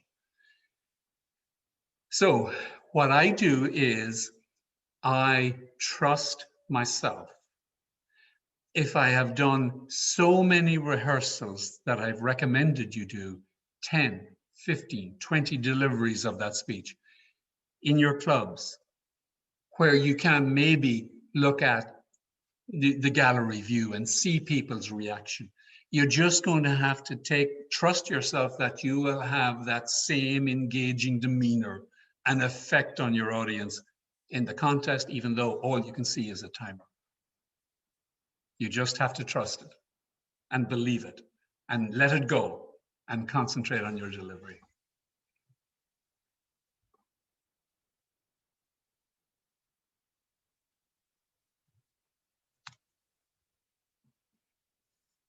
Any other questions?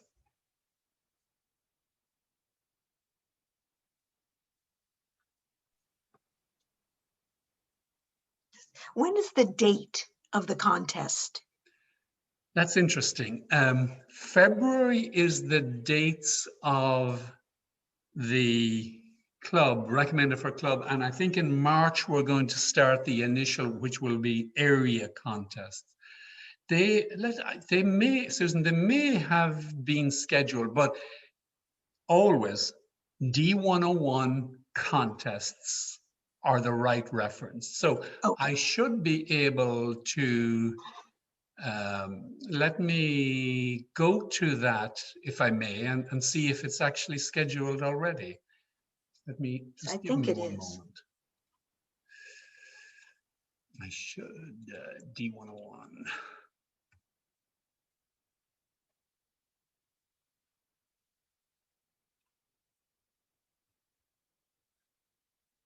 Okay.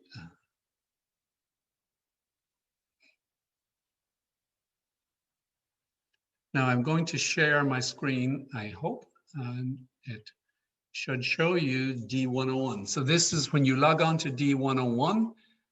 This is what you see on the main landing page. Oh my goodness, here we are. This particular workshop is referenced here. So go to happenings, go to contests.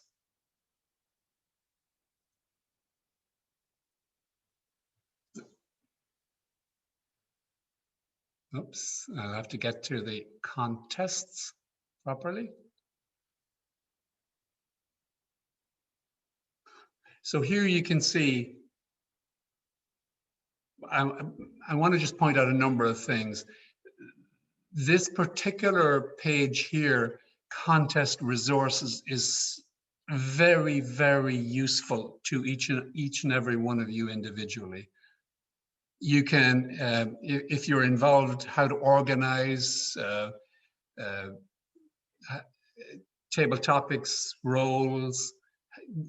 Take time as contestants to look at these scripts, because this is what the Toastmaster or the contest chair will go through and will help you. Some tips for Zoom itself, and lots of detail. So you can go to this page and become very familiar with the experience you're going to have. I do not see anywhere here where the contest schedules are released as yet. They're going to be from May 15, oh, maybe on May 15th, 16th is when they begin. Okay.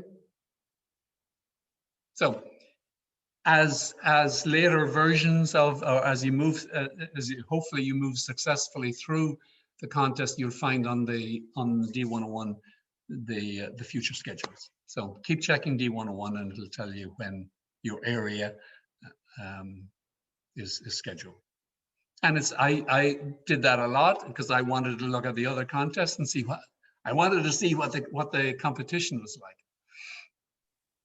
And you go through all 3 levels with the same speech before Yes. you have, okay, just checking. Yeah, you can. No, you can change it if you want, Sarah. But of course, you know, I really recommend you settle on a speech and you work on it.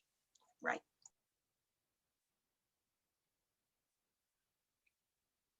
I'm just going to check on chat here because there's a number of things that maybe people are asking.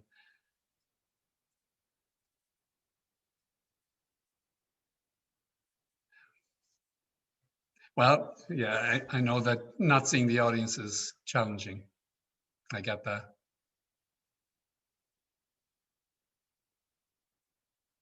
Yeah, I agree with all of those comments. It doesn't make sense. Well, I'm a realist and I say, well, okay, this is what it is and I'm competing. And in fact, even prior to this event, by the way, or this pandemic time where we went online, the World Championship had evolved to doing videos at the lower levels. Before you get to the finals, they began to start doing quarterfinals at international level using video. And that's the reality of where this industry, where life is going. We're going online and we have to deal with it. Okay, maybe a last opportunity. Are there any additional thoughts? Perhaps even some advice that you have to share with each other that might be helpful?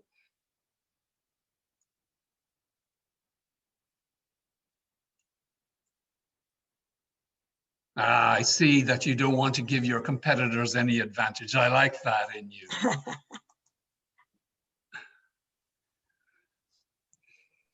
I just want to reiterate as somebody who's already been a contestant that the dry runs are really important, and to make sure that you kind of wear what you're going to wear and to test stuff out. Because I don't know why, but we had about 3 or 4 of them in my area for my area contest. It really helped. Yeah, no, dress. It's a full dress rehearsal. Dress the way you plan to in the contest. The setup, everything.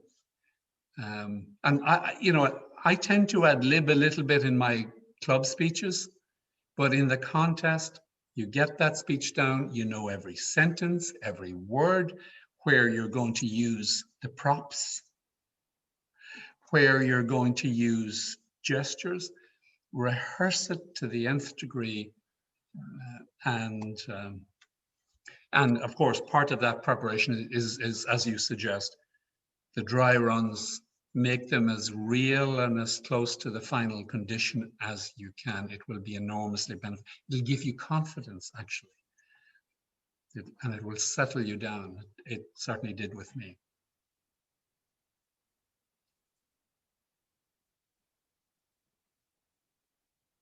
Anybody doing table topics? Let me ask that question.